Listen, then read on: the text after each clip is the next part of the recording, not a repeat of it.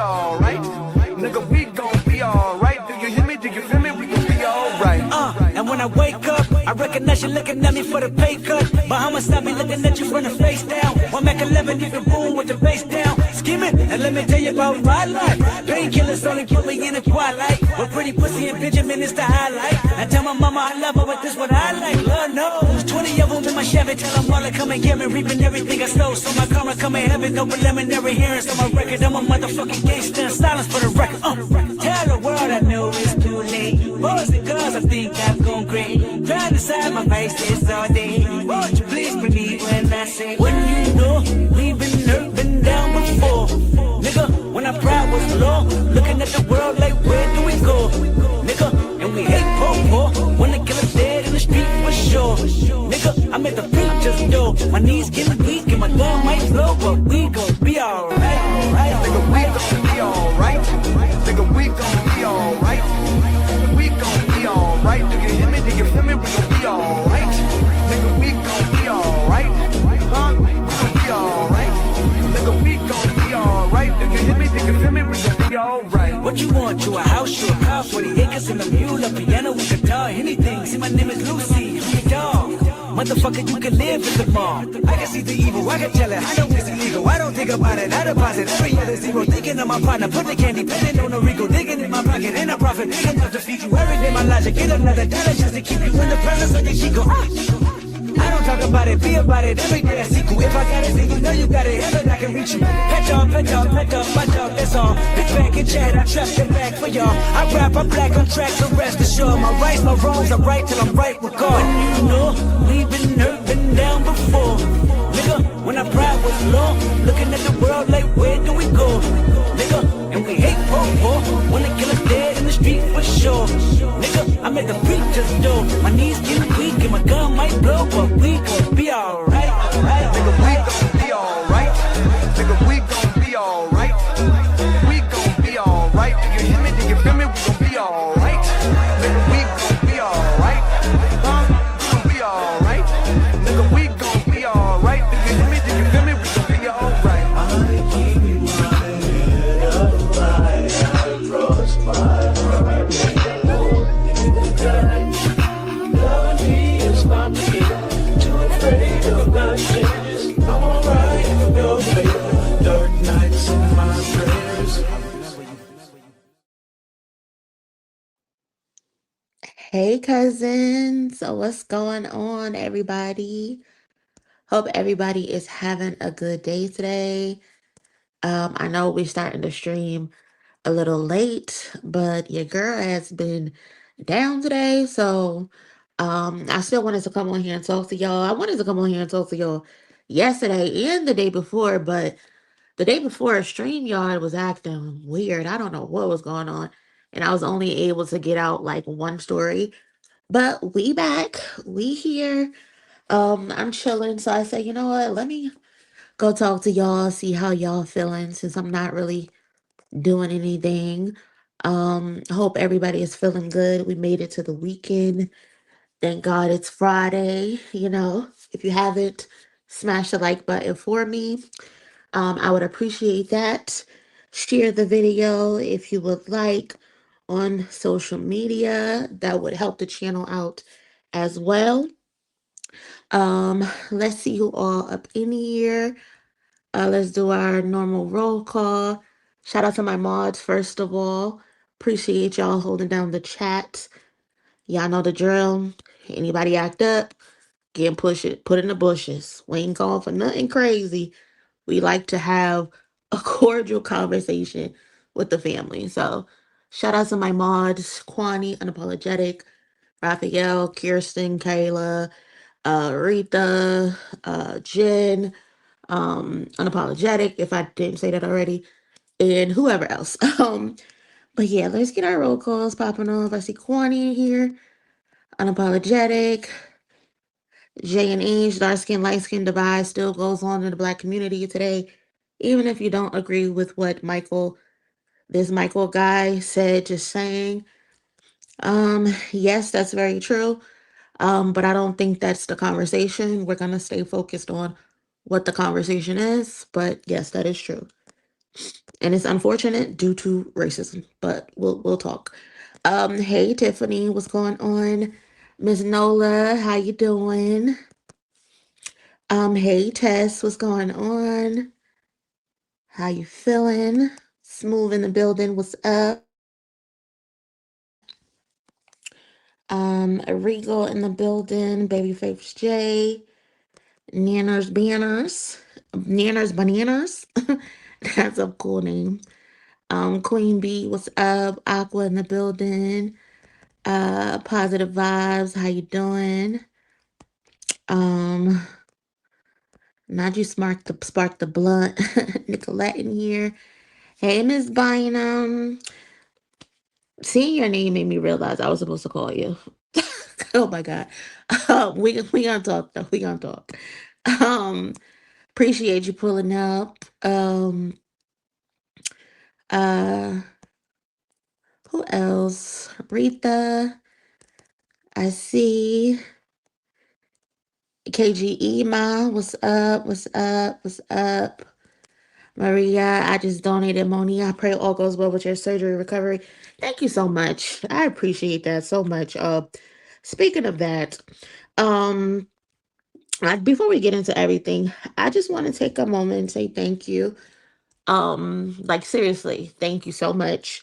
For the love, the donations, the shares, the prayers, the DMs, whatever you sent, all of it. Like y'all don't know, like it means so much to me, and I honestly don't even know how to explain it so you can really feel what I feel. And that's kind of crazy because a bitch know how to talk. Like she can talk her fucking head off. But um I don't know. I guess this is just something different. Like it did take a lot for me to, step outside of my comfort zone and say, "Hey, this is what I'm going through. This has been one of the most challenging times in all of my life. Like I swear, like I've never had a situation like this before in my life, or a hardship or whatever. Like the most devastating or crazy thing that has ever happened to me was the passing of my mother in December of 2019. So this is just this has just been a lot for me, and to be able to say, "Hey, I need help," like that was not easy for me to do. Like I'm just used to being very independent and someone who pushes through quietly or alone. So to see everybody, show up for me in the way that everybody has, like I don't take that lightly because I know we've built this community that we're this family. Y'all are my cousins. Some of y'all my aunties, some of y'all my uncles. But for the most part, we're all cousins. And for it to have strangers to show up for me like this, more than my actual family, is kind of crazy and kind of mind-boggling for me. Just to see, but I am very receptive to it. I do appreciate it and I don't take it lightly. Um, for those that have messaged me for like specific details, my surgery is scheduled for March 5th, which I think is next Thursday or Friday. I have to look at the calendar. But it's March 5th, so we are in, countdown time. The doctors are estimating like it should take like 2 up to 2 weeks to recover, maybe 3 at the most. But of course, all body types are different, so it just depends. I'm like not in any type of rush. So I don't know. We'll see how my body responds to it. I am praying for a smooth surgery, of course, smooth healing. That's kind of also nerve-wracking. I've never really had like deep surgery. I've been in the hospital before, of course. But I'm just hoping I'll just be back to myself sooner than rather than later. Um, but I just want y'all to know, I'm not I know I'm not facing this alone, and that has lifted such a weight off of my shoulders. I feel like even if you couldn't donate and you just liked the post and you just shared it or sent a prayer, like that still matters. That still counts to me because again, y'all are strangers and you don't have to, send kind wishes, send kind words, send positive, you know, affirmations and stuff to me. Like I am a stranger. Um I did expect negativity, but I haven't even seen any of that. So I'm also grateful for that because who has time for any type of negativity? It's been nothing but positive vibes. Even other creators have shared my posts. I know DJ and Skip, they donated to my Cash App. Like people don't have to do that. Big Zo, he shared my post. Curtis, he shared my post. So that it just means a lot to me. It really does. It really, really does. So thank you again to everybody who's had my back in this. Because that was very scary to post. I can't lie. I know I'm a tough cookie. I like to pop my shit. I like to run my mouth, and I stand firm on a lot of things, but sometimes you do face scary things, and that was scary for me to share, to post, and be that vulnerable. So again, thank y'all for the positivity, and the support. If you would like to still support, there is a link in my pin tweet. There's a link in my description as well. So you can go there and support, or you can just share it, like it. That's also support. So again, thank y'all, thank y'all, thank y'all, thank y'all. And yeah, I'll keep y'all in the loop of everything. Of course, y'all know I tell y'all everything. So definitely will keep y'all updated. Um, but yeah, let me stop rambling before I get on this motherfucker and start crying. I don't feel like doing that. And I feel myself getting here. So I'ma just yeah. Thank you. Thank you. Um what's up, oh Jazzy? Hey India girl. What's up?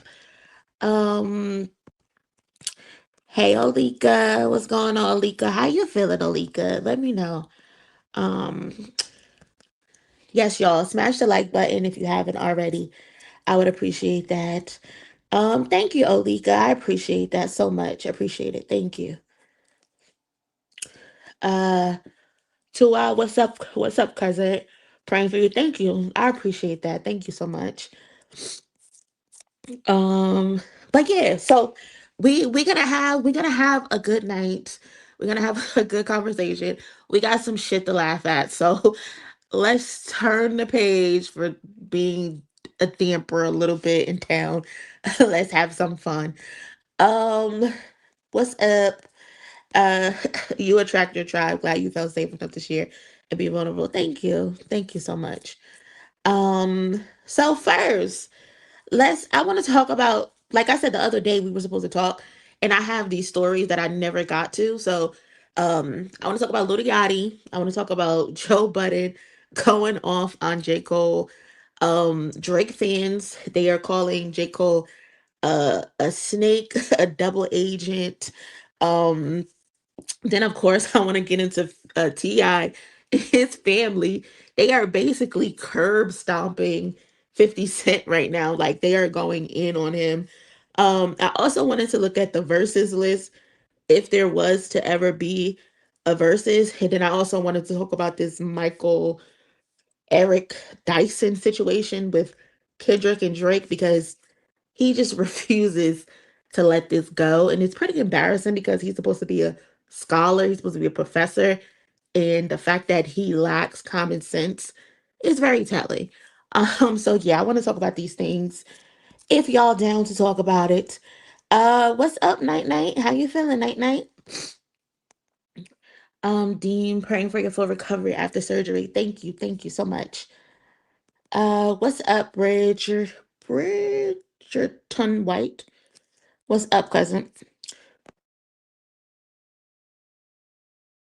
So yeah, let's talk about Lil Yachty.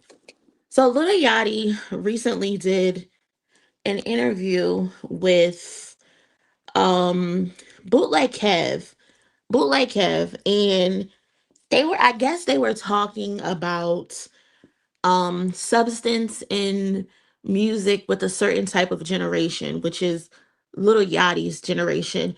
there's a lack of substance in the music. There's a lack of direction. They're typically not talking about anything. They're more focused on like the production. They're more focused on the vibes and the beats. And Lil Yachty decided to comment on that. But in the process of doing that, he decided to disrespect the Sugar Hill Gang. In my opinion, I took it as disrespect. So let's just listen to that real quick, and I want to get y'all's opinion on that. There's some stuff out there that, but it's so crazy. I remember in 2016, before I did my research, I didn't know this. If it was 2016 and I knew it was so much bullshit in the 90s, I'd be like, yo, y'all fucking tripping. You know what I'm saying? There was a lot of weak ass shit going on out there. And just to be, and I'm like, actually, you know what's so crazy to me? I think about all the time. I always think about the first song. Yeah, probably, I hope this don't fight me. You probably will. And I always think about, yeah, hit. Rappers alike. Who's up in the boom? Take a bean. You know what I'm saying? And I be thinking like, damn, bro, y'all be really acting like we just got down. Like we got down, just couldn't. Like we was the only niggas saying some shit that didn't make no sense. It was like shit, hipping and hopping in. Come on, bro, you weak as hell, bro. Like niggas be acting like, no, bro, come on, yeah, I do want to see my brother to the store and the green and the grocery store. Hey, come on, bro. Y'all acting like that shit wasn't weak. That shit was dumb weak, bro. But niggas be acting like we was the only ones that made some crazy shit. I agree with you. I do think that there was more intention, probably, right? You had more. You had a DMX, you had a Busta Rhymes, you had a Tupac, you had all these. Yeah, all these. Of course, and you know, you had all these Prodigy and I think Mobb Deep. So you did have. There's a lot more. You know, I will say, I think that hip hop lost its like it's what's the word for like just like the way there was division. Like if you was from the west, you sounded like it. If you was from the north, you sounded like it. Yeah, I think the region. I feel like the internet removed its distinctiveness. Yeah, and there was also I feel like a lot more subgenres back in the day because we'd be like, because back in the day you would I love it. Cousins, let me know if y'all heard that. Because okay, so that's basically what Lil Yachty said. Someone in the chat said they can't hear. Let me know if y'all heard that. Because it's not showing me that the sound is off. Um, okay, cool, perfect. Thank you, Miss Bynum. Thank you so much. So yeah, that's what Lil Yachty had to say in the recent interview that he conducted with Bootleg Kev. Um, and I just feel like there's like such a lack of respect for the legends in hip hop, the veterans in hip hop, in comparison to like other genres. I just don't understand like where all the disrespect comes from and why it's okay for people to the newer artists to get away with, because I just feel like okay, was Sugar Hill's music the best when you look back at it? Probably not. You know, there of course they weren't the best lyricists or whatever, but however for that time period what they presented was fresh, it was new, and it was innovative. Like Sugar Hill Gang was the first group introduced into mainstream music as far as rap goes.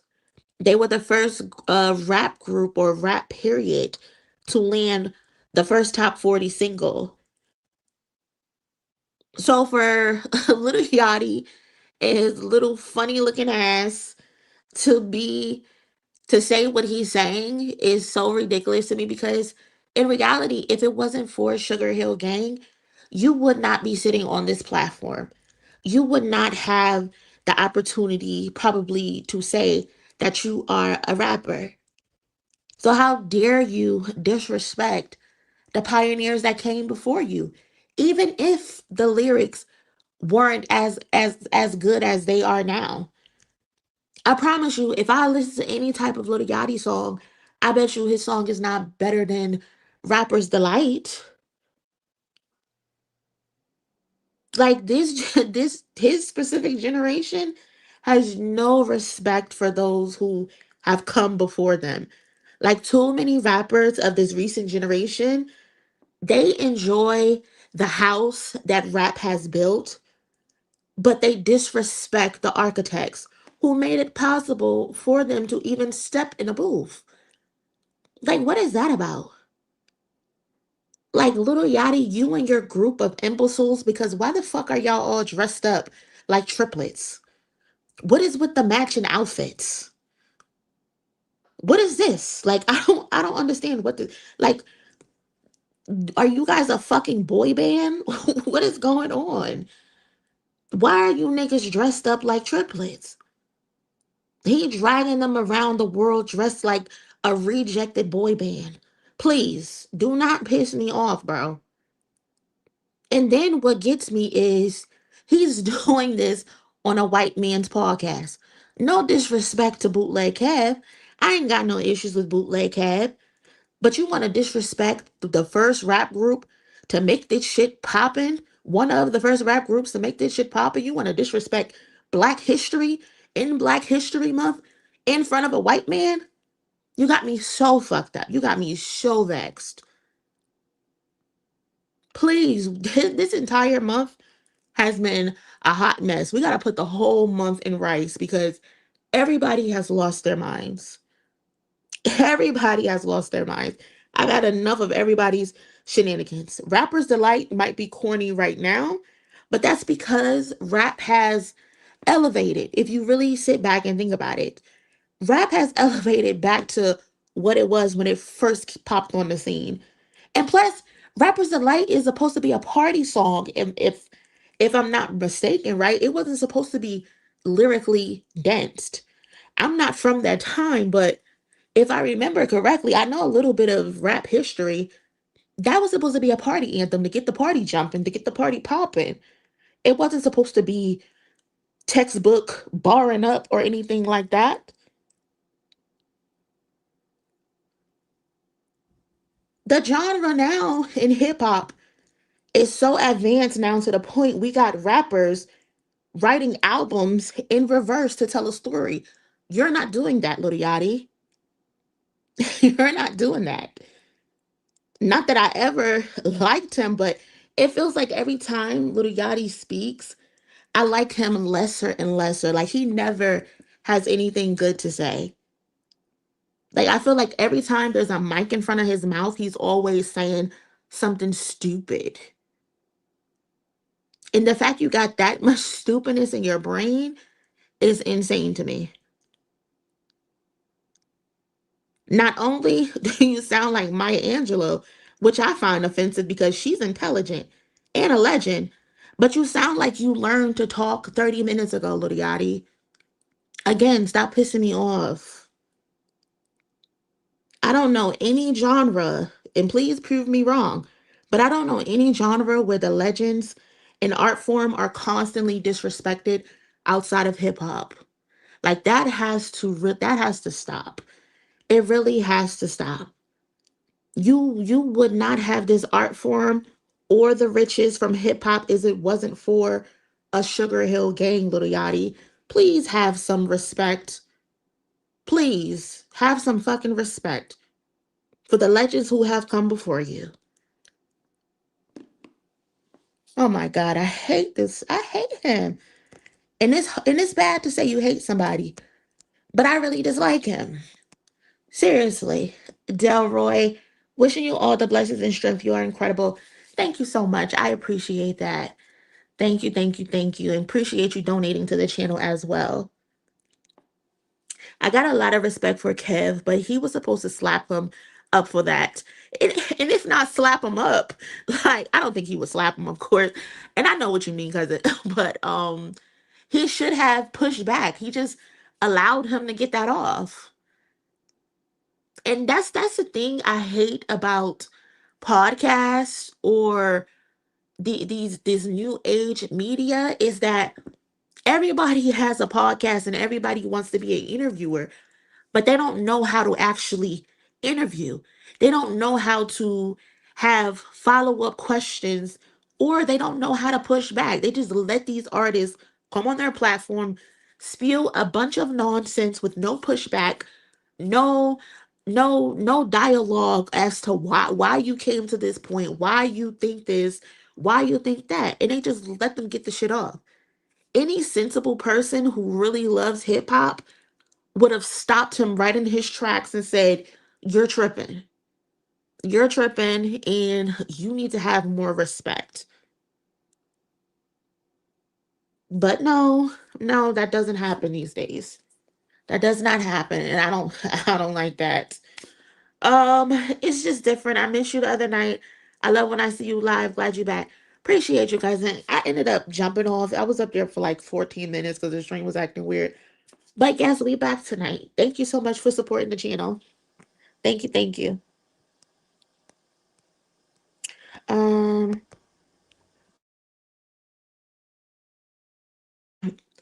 it's like shout out to Tiffany. It's like he's trying to justify his own whackness because he ain't nobody's lyricist. Exactly. He's like, well, y'all suck back then too. Why can't we suck now? And it's like, why is that your argument? Back then it was okay for them to, be a one, two, three, a three, four, five, a B, C. Like it was okay back then because it was new, it was exciting, and it was people just coming together to party and shit like that. But now we're what? 50 hip hop is 50 plus years old. You're telling me that you personally, your pen hasn't expanded? We've seen other rappers who have elevated and revolutionized hip hop. There's no reason for you to still be rhyming in that same ABC 1 2 3 pattern, Lil Yachty. There's no excuse. There's no excuse at all. Again, not everybody is supposed to be a lyricist. Of course not. Not everyone is a lyricist. But even if you're not a lyricist, at least be good at what it is that you do. You're not even good at the bad stuff. If you're going to be bad, at least be bad at it and get a vibe off and get a bop off. You're not even good at the bad stuff. And that's what crazy is crazy to me. That's what gets me. You have the audacity. Man, it's the only rap song my mama likes. I know that's right. Baby Keem and Doji are the future for Gen Z. I agree with that. Night night. I agree with that. I think there's also some other up and coming people. I have Mark Lux as a good staple who can help bring hip hop back, quote unquote. Um Ruben Vincent, Chris Patrick. There's a lot of people that I think out there that has an opportunity to continue to elevate hip hop for another 50 plus years of the genre. Like I seen a tweet going viral today that people were responding to. And I didn't even bother to respond to it, but the tweet was saying, mind you, the tweet is supposed to be from an alleged artist. I think the girl is an artist, but the tweet basically said like, the reason rap is dying is because the older rappers refuse to let the new rappers shine. And I'm just like, do you really believe that?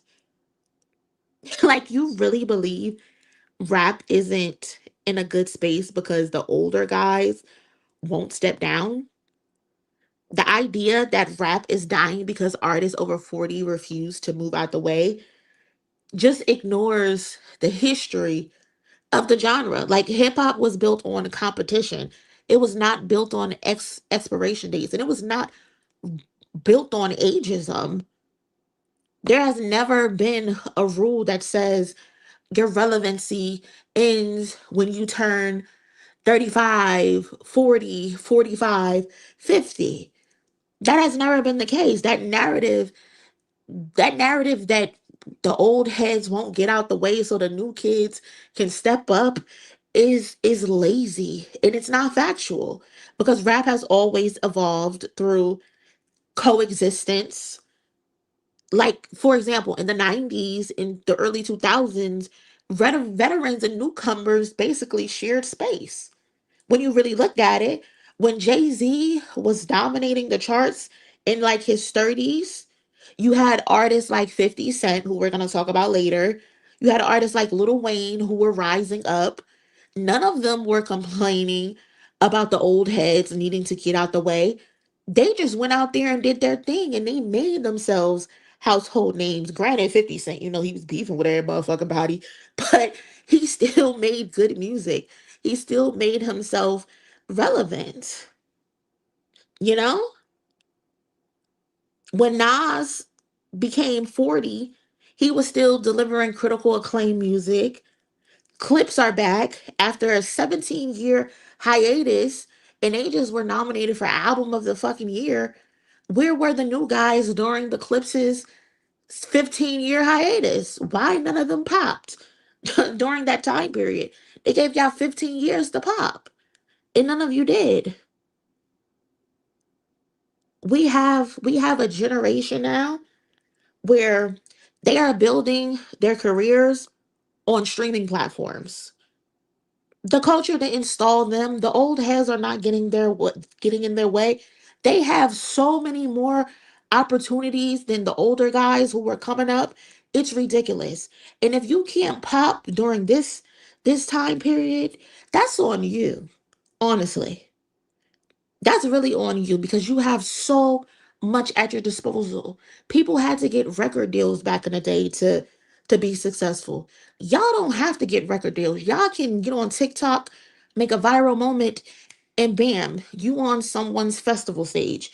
You're on someone's Coachella stage. Why the hell does Clips need to put their pen down so one of those destroy lonely niggas could be successful? That's not how this works.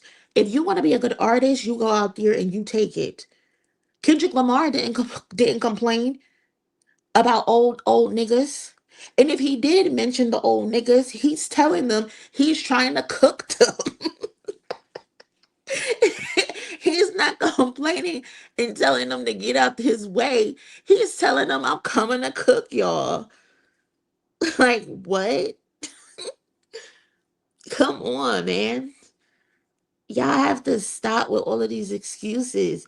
These new guys are not relevant. These new guys are not good. And the old heads are still dominating because they actually take this shit serious. They actually love hip hop. They actually want to be successful. These new guys, all they care about is vibes. All they care about is aesthetic and how they look. Some of them are even face tuning their pictures. They want to be bad bitches. Like, what is happening? They don't want to get in the booth and make good music. They just want to vibe and have decent production. That's all they want to do. That's all they want to do. So, no, the rap heads don't got to get out the way. They don't have to step to the side. If you are a new artist, you are a new rapper, you need to go out there and make a name for yourself. It's simple as that. Simple as that. Like, come on. That's a terrible excuse as to why rap is dying. No, rap is dying because these niggas can't rap. Rap is dying, but rap isn't actually dying. But I'm just going off of what she's putting in her tweet. Rap is not dying.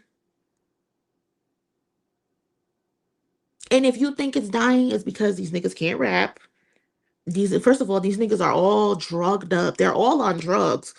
Why are all of y'all on drugs? Rappers went from selling the dope to y'all using the dope. Let's start there. Let's start there. 38 might as well be 40. Who? Oh God, Jim Jones. He's a hot mess.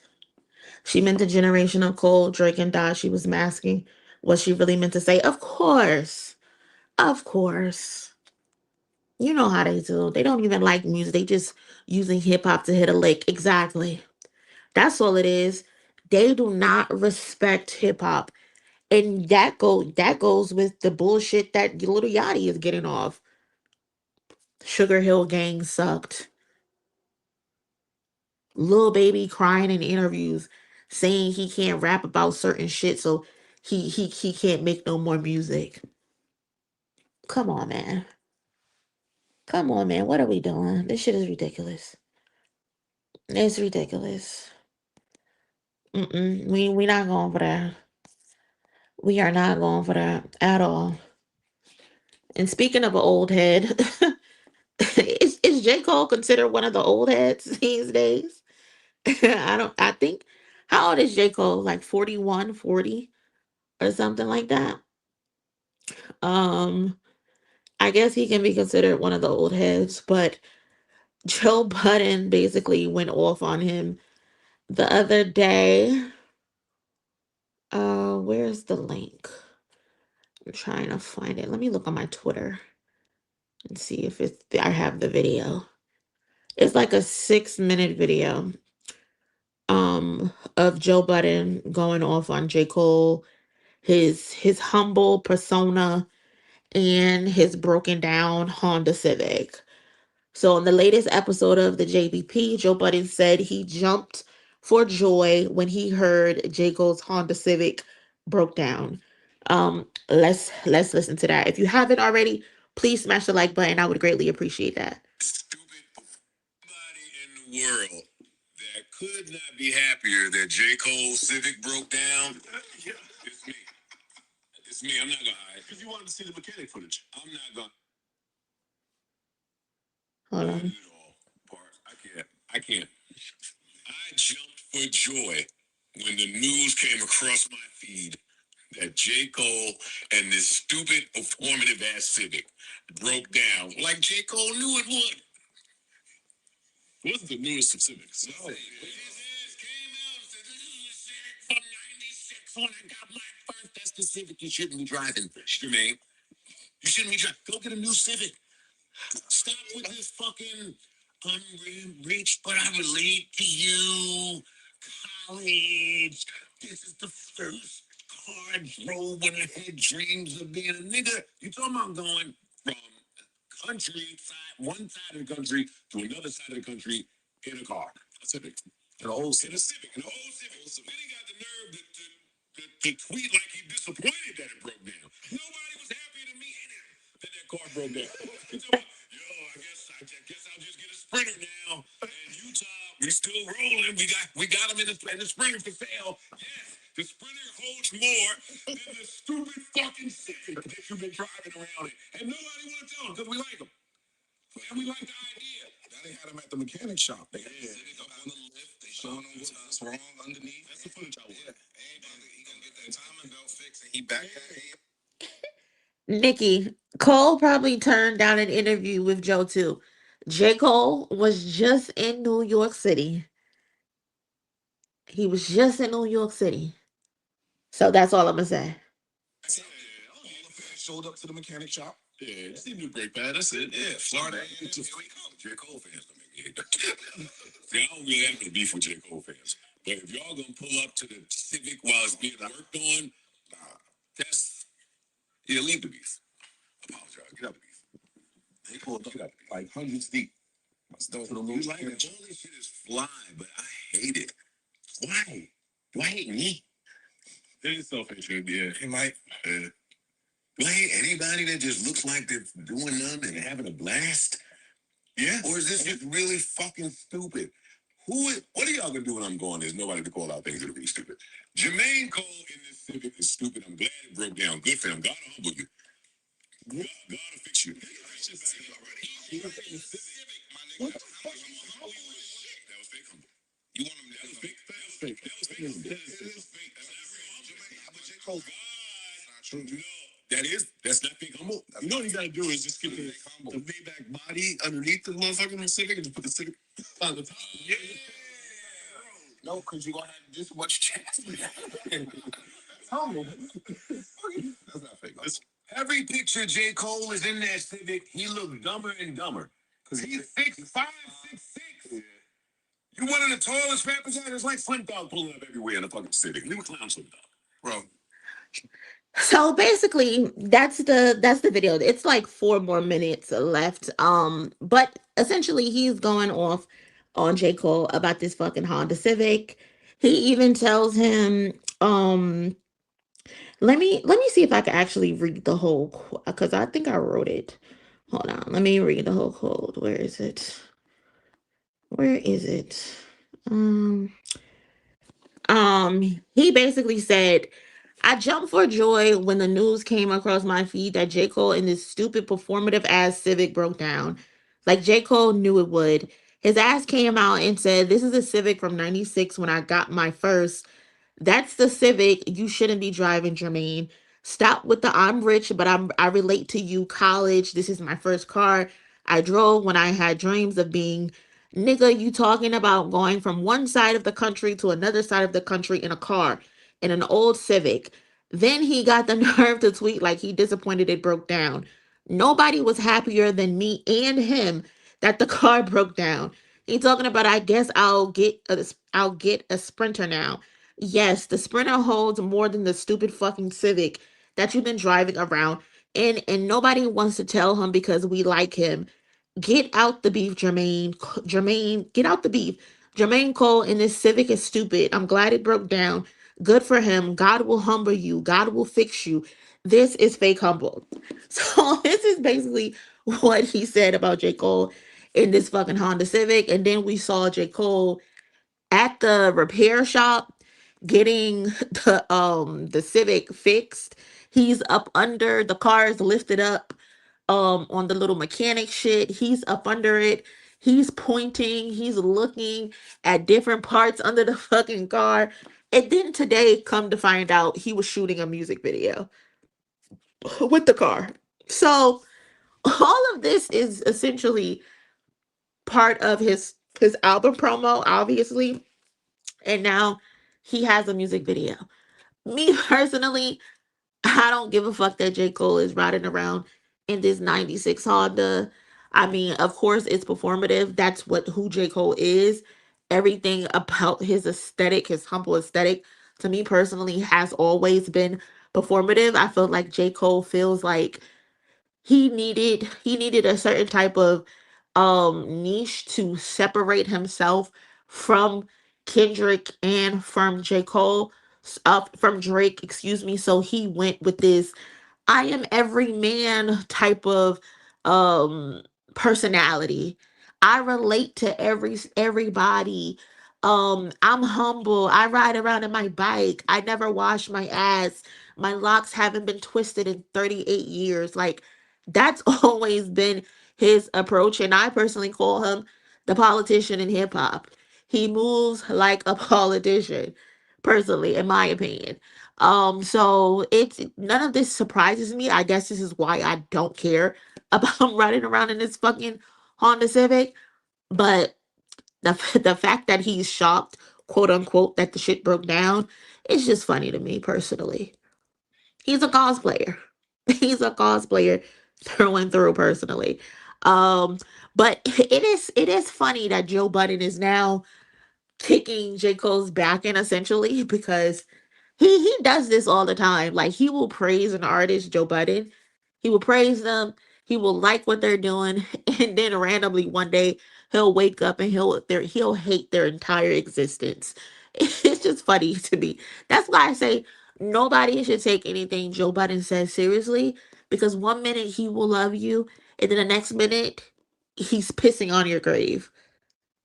Every fucking time. Every time. That's how the story goes.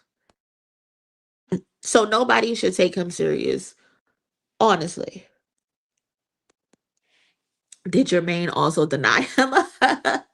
Probably. Shit. It would not shock me if uh Joe Budden reached out for an interview when J. Cole was in New York City. I don't know if that to be true or not, but I do know from past experience, he reached out to somebody else for an interview, got told no, and then automatically he started hating that person's entire existence and anything that that person does. So it would not shock me if something similar happened where he tried to get an interview, he tried to get a Patreon exclusive probably, and got told no, and now all of a sudden he hates everything about this person.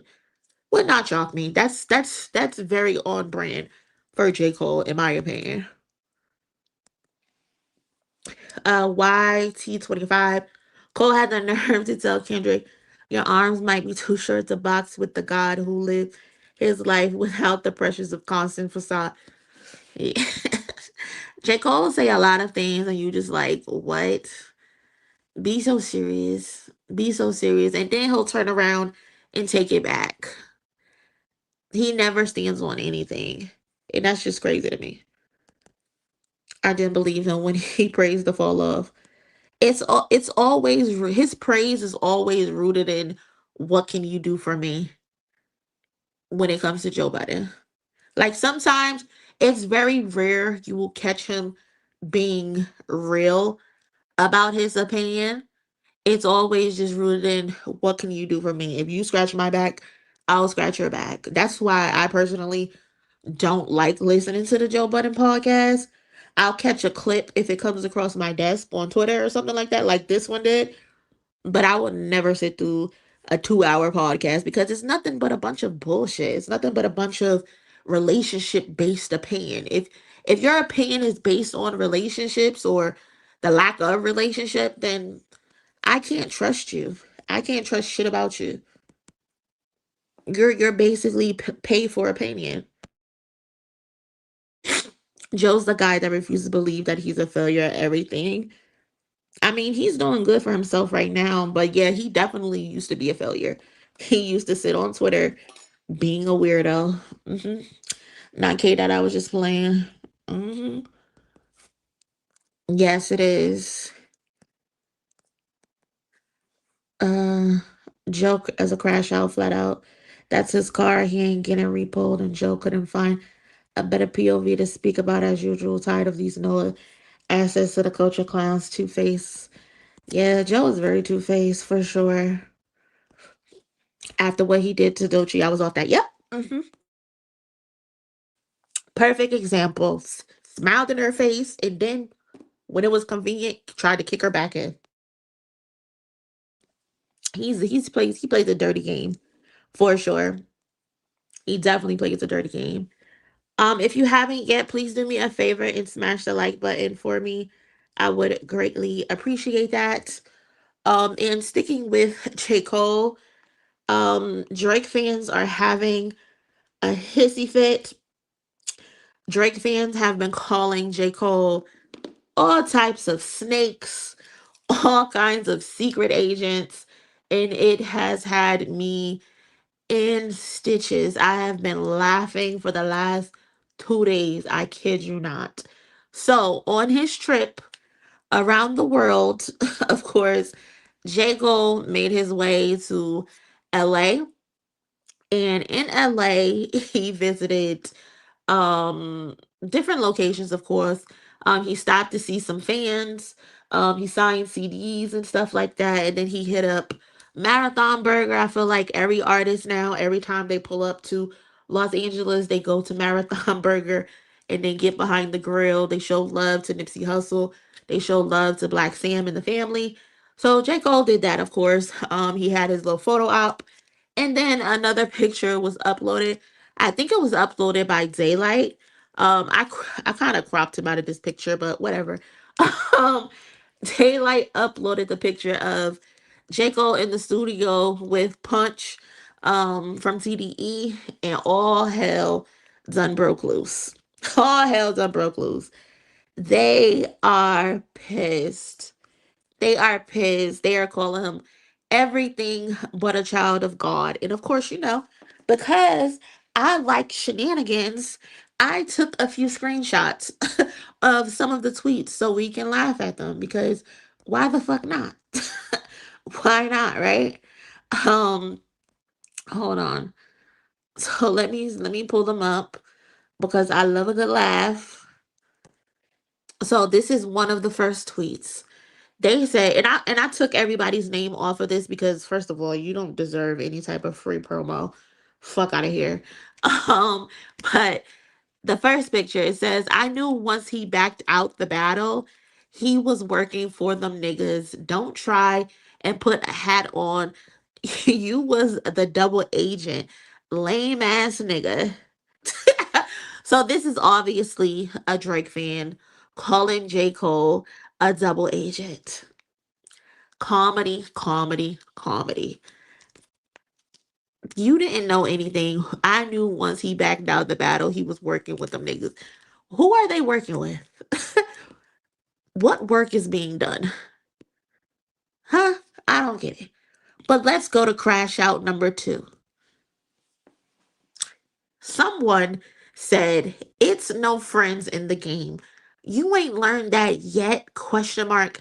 And they at Drake.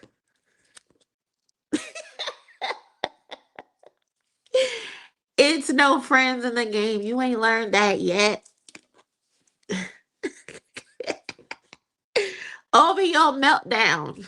OVO meltdown. Oh my God, this is so fucking funny. Who knew so much can come from one photo? Who knew? Crash out number 3. This lightning curled up in a ball and let them pull his card. I don't care if you think Drake won or lost. Drake didn't tuck his tail and kiss their feet though. He had no choice but to tuck his tail. He could not tuck his tail, excuse me. Why are y'all trying to give him cool points for staying in a battle he started? He don't get no cool points for staying in a battle he started. He started all of this shit 10 years ago, 10 plus years ago. He's been running for 10 plus years. He could no longer duck the smoke. He had to stand on his two. So why are you trying to give him brownie points? That's not how it goes. And that's not how this goes. They said Daylight told Cole not to come to school. And not the school shooter vibes. I can't. OVO just out here floundering. I thought they were already mad at him. Last I heard, head ho in charge Ma was waiting for an explanation as to why Cole hasn't spoke to Drake. Mind you, Maul said first Drake wasn't talking to Cole, and then he came back and said Cole wasn't talking to Drake. So if Drake not talking to Cole, why are you mad that Cole isn't talking to Drake? You want him to kiss Drake's feet? You want him to kiss Drake's ass because you do? That's not how this works. That's not how any of this works. I think Cole is genuinely cool with Kendrick and Drake. He just got caught in the middle. I think Cole is genuinely a hater and he's been masking it this whole time. I think personally, J. Cole and Drake are the same type of manipulator. They are the same type of person, just in different fonts. Personally, in my opinion. I think J. Cole got into the battle because he's always had an issue secretly with the success of Kendrick Lamar. He doesn't feel like Kendrick Lamar should be better than him, despite the fact that he copies Kendrick Lamar's homework all the time and he tries to make it better, but he always fails at it. That's my opinion on J. Cole personally. um, let's see, crash out number 4. Hold on, I gotta take the text off, the comments off. Okay, this one said, I think this one was in response to J. Cole. J. Cole was signing autographs, and a fan came up to him with a microphone and said, will you be on Iceman when it drops? And J. Cole was like, oh, I don't know about that. It just kept signing the CDs. So this was a response to that. It's a Cole is a snake. He's demeanor, I'm pretty sure it's supposed to say his demeanor says a lot. You really threw Drake under the bus with your new shady dealings with UMG and using even lost all respect for you, J. Cole. So they're calling him a snake because J. Cole is I guess his album The Fall Off was the test model for this new platform on Even where artists can sell their albums directly to consumers without it going directly to streaming first. So they're upset because J. Cole got this deal with Even, and UMG is a part of it, and they feel like he sold Drake out. Oh my god, this is just comedy. This is just comedy. He said himself that he's been shaking Kendrick during the fake apology. His fans act like they don't hear that shit. How Kendrick feel about Punch being in the photo, Cole? I'm wondering. I'm wondering too, but who knows? Kendrick Lamar probably just doesn't give a fuck. To be honest, I feel like he keeps his distance. And he just shows up to certain things and he goes home and mind his business. That's how I see it. But we'll never know because we're on the outside looking in. But personally, in my opinion, just because I see J. Cole in a picture with Punch does not mean, to me personally, that Kendrick Lamar is cool with J. Cole. Punch is his own man. Punch can be cool with whoever he wants to be cool with. Punch does not speak for Kendrick, does not quote unquote work for Kendrick, and vice versa. So I don't know personally though. I can't say. Um Crash Out number what? 5 it says. Damn Cole, I ain't wanna believe it. You really are a double agent going on the ban list. Ha ha ha. Ha ha ha. Calling that man a double agent. They think J. Cole set Drake up to get stomped out. They think J. Cole led him to the cliff and watch Kendrick push Drake off the cliff. Is how they feeling.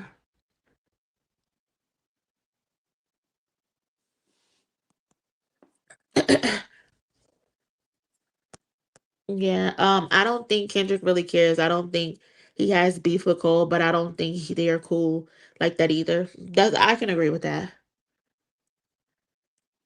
I think distance was or ties were cut essentially. I think poor Antonio made things even worse. And who knows? J. Cole loved to apologize. He could be in that motherfucker apologizing right now. That's such a J. Cole thing to do. Get somewhere and start apologizing. What is this? One, two, three. Crash Out number 6. I keep telling y'all, some of you Drake fans who be dick riding this light skinned snake J. Cole need to understand that this goofy nigga was part of what they did to my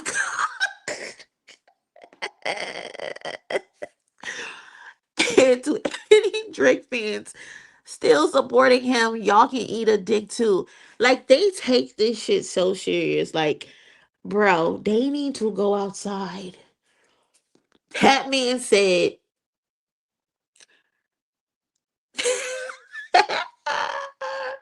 he said J. Cole was a part of what they did to my goat. At least you can admit to defeat. That's a good thing. You can admit to defeat. You can admit your goat got his ass whooped. But I don't know who they is. Kendrick Lamar is only one person, and he's the only person who whooped Drake's ass. So stop trying to make this some type of group project. Nobody else was involved in the ass whooping. Oh man, that shit is funny. Oh, this is so funny. There's more though. That it doesn't stop there. Crash Out number 7. Cole is a bitch who started this whole shit, backed out, and then let his friend, quote unquote, handle everything on his own. Karma gonna get this loser soon enough. They want to be victims so bad. They want to be victims so bad. If you really think about their responses, they really wanted to jump Kendrick. I feel like Drake and his fans wanted Kendrick Lamar and J. Cole to go at it so bad. So then, once they're done going at it with each other, Drake can then sweep in and look like the victor. That's exactly what they wanted. And that's what Drake wanted. He wanted J. Cole to get out there and fight first, and then he can follow up, come in and follow up and finish the fight. But no, pussy, that's not how it works. You got to get out there and fight your own battles. You got to get out there and handle your own ass whoopings. That's what makes you stronger. When we were young and we were at the park and we got into it with other kids at the park, we had to handle business. If we came back in the house and we was crying and we didn't win the fight and your mama find out and she asks you, did you fight back or did you win? And you say no, she gonna whoop your ass. So no, Drake had to get out there and squabble himself. They wanted to jump Kendrick. That's what they wanted to do. That's why I don't fuck with J. Cole. Because they were gonna 2v1 him. And the crazy thing is, he was down for it. He was down to take on both of their asses because they one man, if you really think about it. They one black man, if you really think about it. But that's another conversation. Um, that was so. This is crash out number 8 and 9. I put it in the same screenshots. This person said, "What happened, J Fold?" And he posted the lyrics. They say I'm picking sides. A, don't you lie on me, nigga. And start another war. A, Drake, you'll always be my nigga. I ain't ashamed to say you did a lot for me, my nigga. And then he's in the studio with the ops. He's definitely not on Ice Me. Whose ops are they?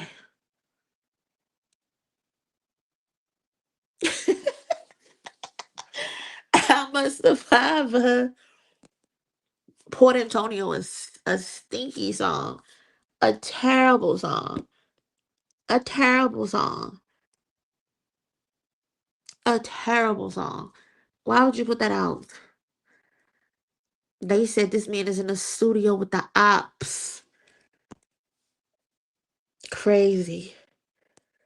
And mind you, what's making all of this even more funny to me is the fact that when J. Cole put out his new music and it was obvious that he was throwing shades at Drake, they were in the comments trying to make it about Kendrick.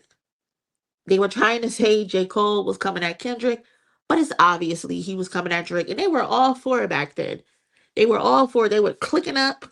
They were kissing and hugging on Twitter. And now all of a sudden, this man is a double agent. This man is an op. And they want him dead. See how this all works out? See how it all plays out? This is why you gotta worry about yourself. You can't be fighting everybody else's battles. You can't be trying to click up and make a group to attack one person.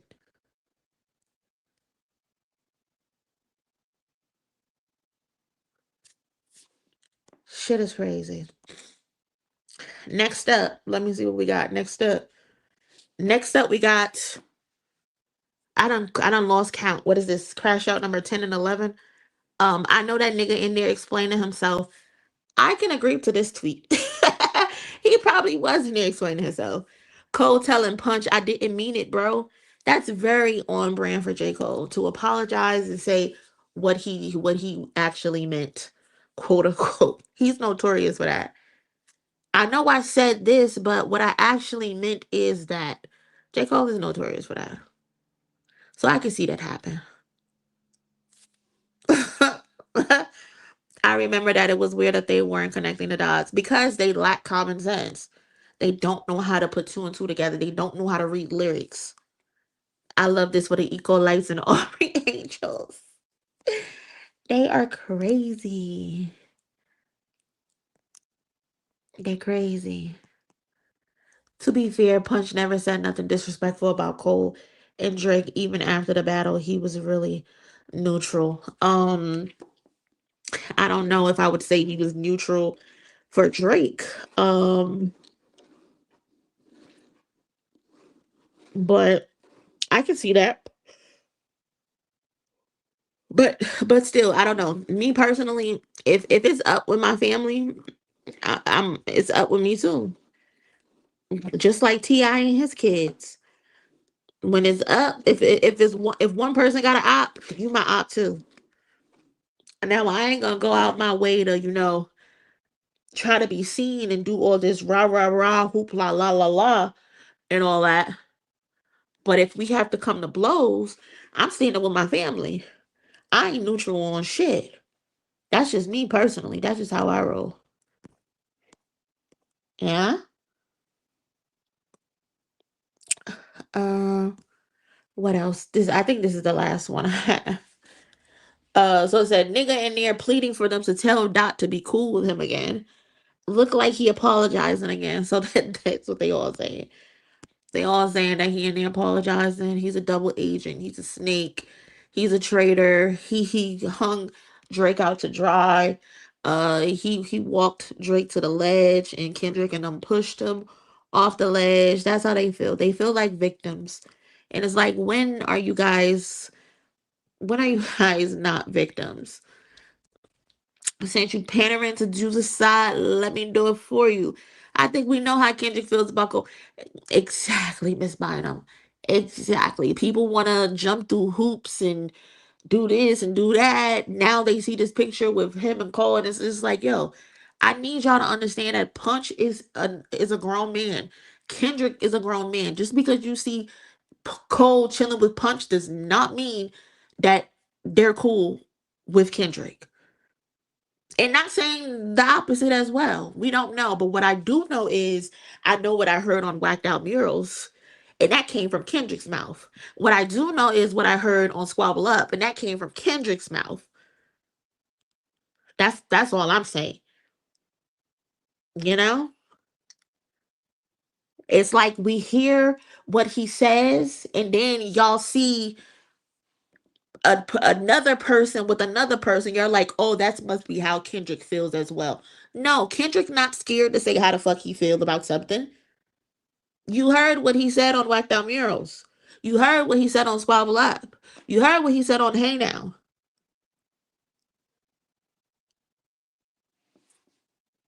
Them niggas is not PG Lang. TDE and PG Lang are separate entities, even if they have family love. I just want people to understand that. I just need people to understand that. What TDE got going on is what TDE got going on. What PG Lang got going on is what PG Lang got going on. Punch don't speak for Kendrick, and Kendrick don't speak for Punch. It's just that simple.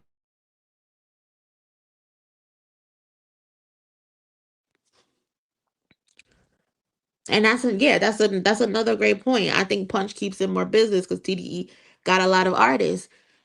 J. Cole and Absol has make music together. Absol and Joey Badass have music together.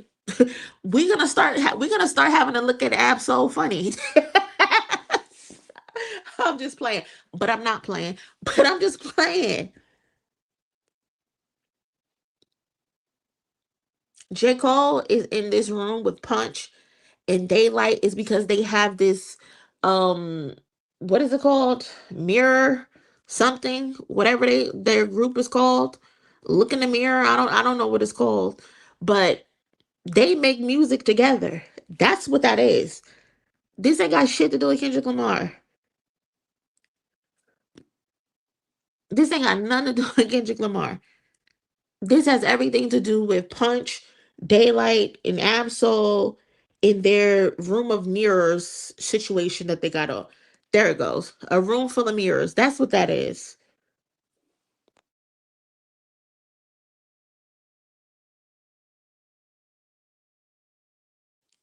And he needs to continue to keep focusing on Keem. That's all he need to worry about. And that's how I see it. Um, but yeah,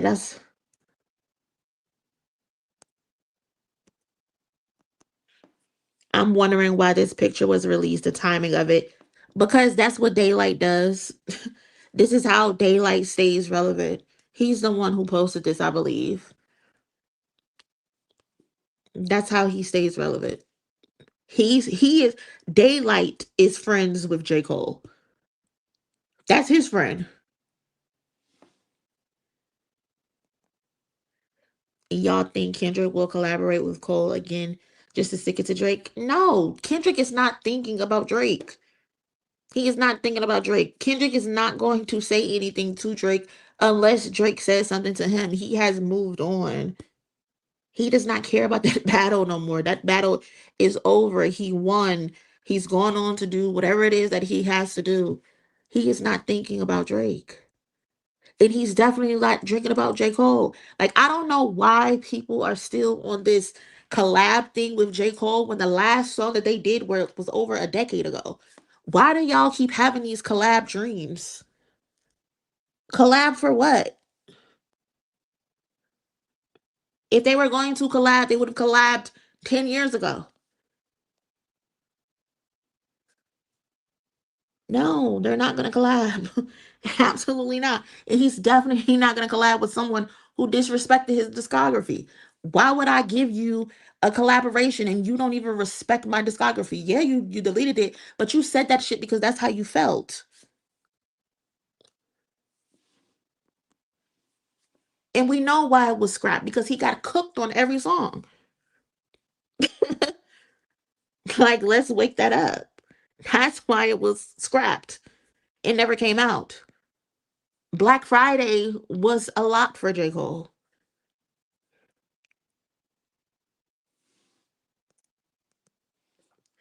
What I can't understand is why do y'all not believe what this nigga said out of his own mouth? Either they lack comprehension or they just don't want to believe him. I don't get it. Like for some reason a lot of people need Kendrick to sit down in front of a microphone, in front of a camera screen and say, "This nigga tried to kill me," in regards to Drake. He if he says it over a beat, it goes in one ear and not the other for them. He has to sit down in front of a camera screen and say whatever it is that he has to say. This nigga tried to get me killed. This nigga is pandering to choose a side, but I'ma do it for him when it comes to J. Cole. Pat down, young, need some whole other politics. Bitch with him and some bitch in him. That's a lot of bitch. Like, y'all not paying attention to what the fuck this man is saying to y'all? Why aren't y'all getting it? What's not clicking? I don't get it. Mm.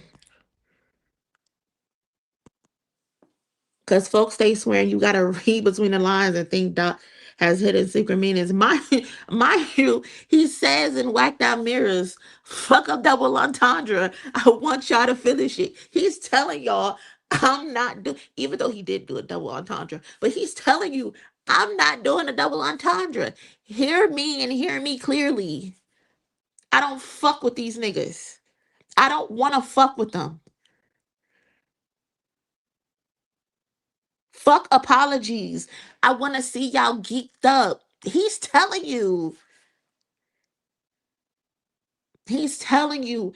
I don't give a fuck if you were going to lose a friend. Bitch, I lost 16 to be specific. He's telling you. And y'all are not listening. J. Cole got on. Poor Antonio said, I would have lost a brother. Kendrick said, bitch, do you know I lost 16? I don't give a fuck about you losing you as a brother or as a friend. I done lost 16 real friends. Y'all are not listening. They are not friends.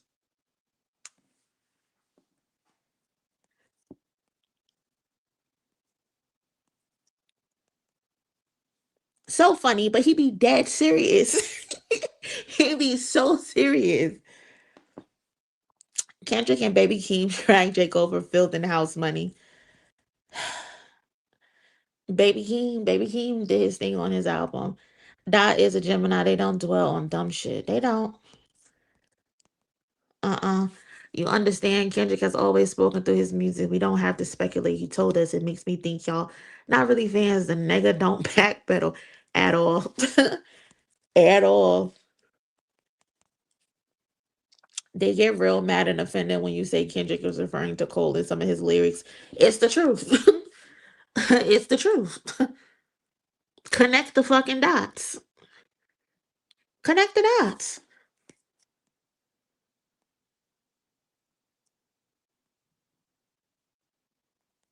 All the time. Do you fools listen to the music? Do you just skim through it? Y'all don't want to hear me. Y'all just want to dance. I just want that sit down interview from Kendrick where he just states it for once and all what the situation was and why it got to where it did. We just told you to listen to the music. Listen to it. Just listen to the music. Why does this man have to sit down and tell you and hold your hand and walk you through it? It is well documented what happened between them. Kendrick Lamar was a rising star.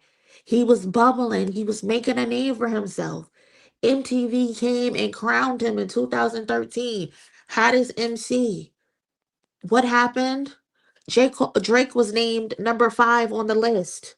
He got upset, made a diss song to the hottest MTV voters.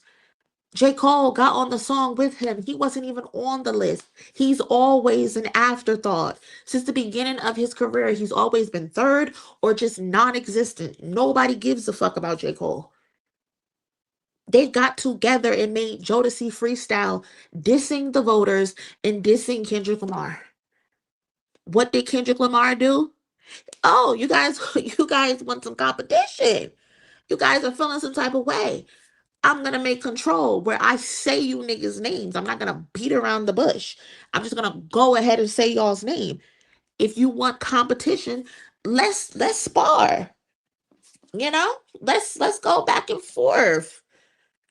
That's where Control came from. Kendrick didn't just come out of nowhere with Control. It was a response to Jodeci Freestyle. And then of course, J. Cole did his thing where he oh, that's not really what I was trying to do. I was just, they didn't put me on a list. I kind of felt some type of way. Doing his backpedal shit. Doing his backpedal shit that he always does.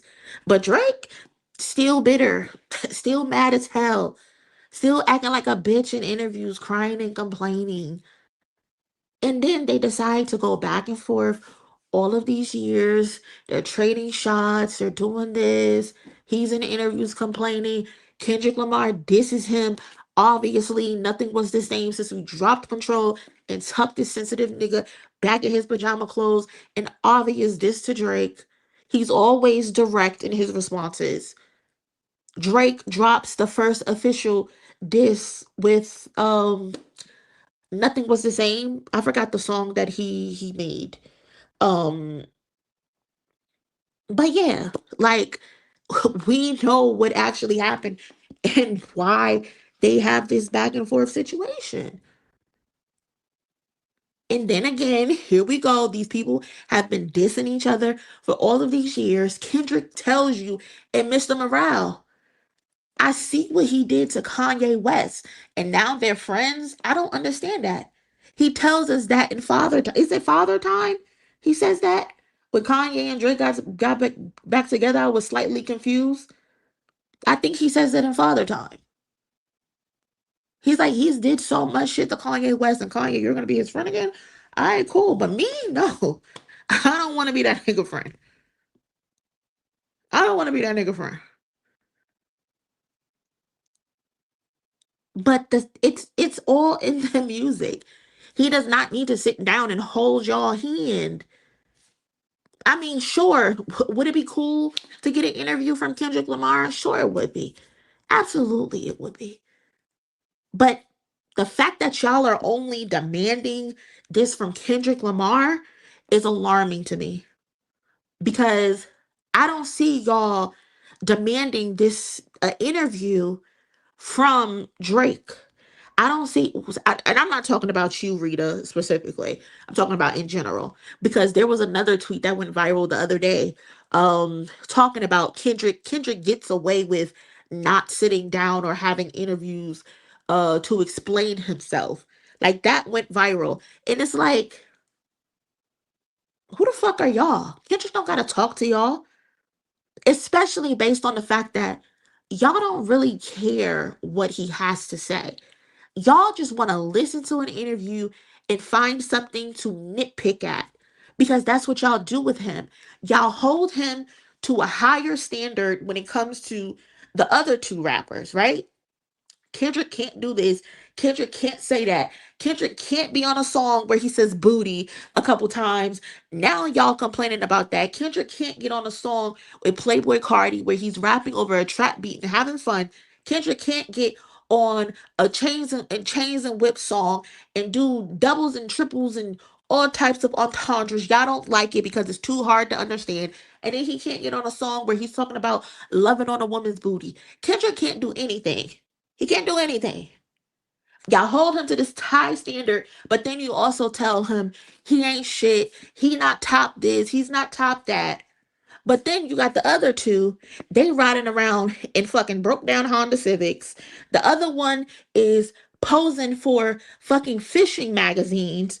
He's in a bed with Bobby Altov talking about absolutely nothing, and nobody is demanding them sit down and explain themselves. Why is that? Why? The other two can be in your face all day and all night, but nobody is demanding they sit down and explain what happened in the beef. But you're demanding that Kendrick Lamar sit down and explain himself as to why he did this, why he did that, why this happened, why that happened. Why aren't y'all asking the two biracials the same thing? Kendrick Lamar did an interview with Harper's Bazaar magazine where he's explaining, not like us, he's explaining his day to day, he's explaining his life, and they're nitpicking that. Come on, it's ridiculous. It's ridiculous. He don't got to talk to nobody about nothing, especially because he puts it all in his music. You just have to listen to it and understand it. Somebody the other day, one of my mutuals, shout out to him, love following him on Twitter, but he's talking about, oh, Kendrick should sit down and talk to Oprah. Oprah, Oprah, Oprah, of all people. Why the fuck would Kendrick Lamar sit down and have a conversation with Oprah? Oprah, who has a nasty history of disrespecting and not understanding hip hop. And you want Kendrick Lamar to sit down with Oprah? Kendrick Lamar, who essentially low key kind of dissed Oprah in N95. Again, y'all not listening to the music. Say what I want about you niggas. I'm like Oprah, dog. I treat you crackers like I'm Jigga. Watch y'all own it all. Y'all don't even know what he means when he says that. Oprah had an interview with Jay-Z where she basically berated him for his use and other rappers' use of the N-word. That's what Kendrick means, what he's talking about when he says that line. He does not fuck with Oprah. He thinks Oprah is one of the worst people when it comes to hip hop and how they disrespect hip hop, how they belittle hip hop. And you want him to sit with Oprah of all fucking people? Again, y'all not listening to him. Y'all are not listening to the fucking words that are coming out of his mouth.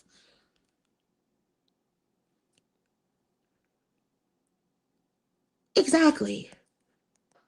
Told Oprah about herself. She really sat on her platform and told Jay-Z he's dead wrong. Um, she feels embarrassed because people use the N-word in a room of all white people. Granted, I know black people back at home are watching her, but to the majority of her audience, her live studio audience is white people, and she's berating a black man about the use of the N-word. Mind you, it's not the hard ER. It's the reclamation of the N-word. No, he's not sitting with fucking Oprah. What the hell can Oprah do for Kendrick?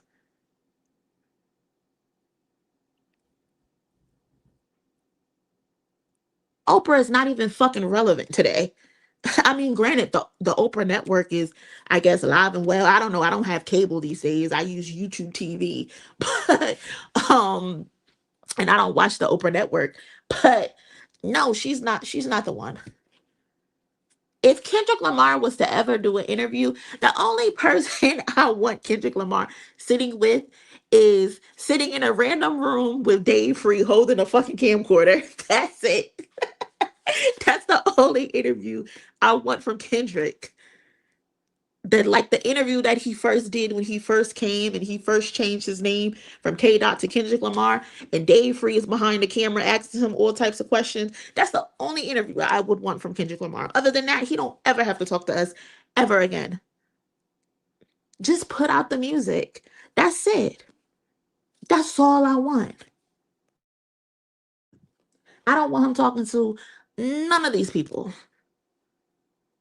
None of them. None of them. I mean, he could talk to me, of course, but whatever. Cole and Dot might be cool. We don't know. Just be chatting. Shut up. Shut up. That's what I said. Thank you for the donation. It's just different. um, that would be cute. That would be cute. Exactly. Oprah. Yeah, like Angie Martinez will be a good candidate. I like Angie too, but I don't want him to talk to her either. To be honest. And I love Angie. I used to study some of her videos. I think she's one of the best interviews ever. But I don't trust none of these people. Because if you look at the way that they act, and then when something happens and how they start acting differently, it's like, oh, you were just playing the long game. That's what that is. That's what that is. You were just playing the long game. Some of them act weird. He even upstate us on Dave and the music. But between him and Baby Keem, they are always telling Dave Free's business. I know I know Dave is tired of both of their asses because why y'all always telling Dave Free business and how Dave Free always influencing y'all to buy some shit. That shit is hilarious. Yeah, I would love a documentary. That would be perfect. A documentary. That would be the perfect thing. Definitely a documentary. Miss Nola Whitney can interview him. Girl, what? Not you trying to turn Whitney into an interviewer.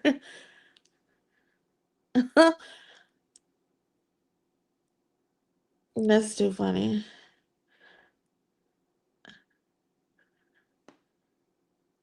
Slay? What about Slay interview? Like K Slay? He still interview people?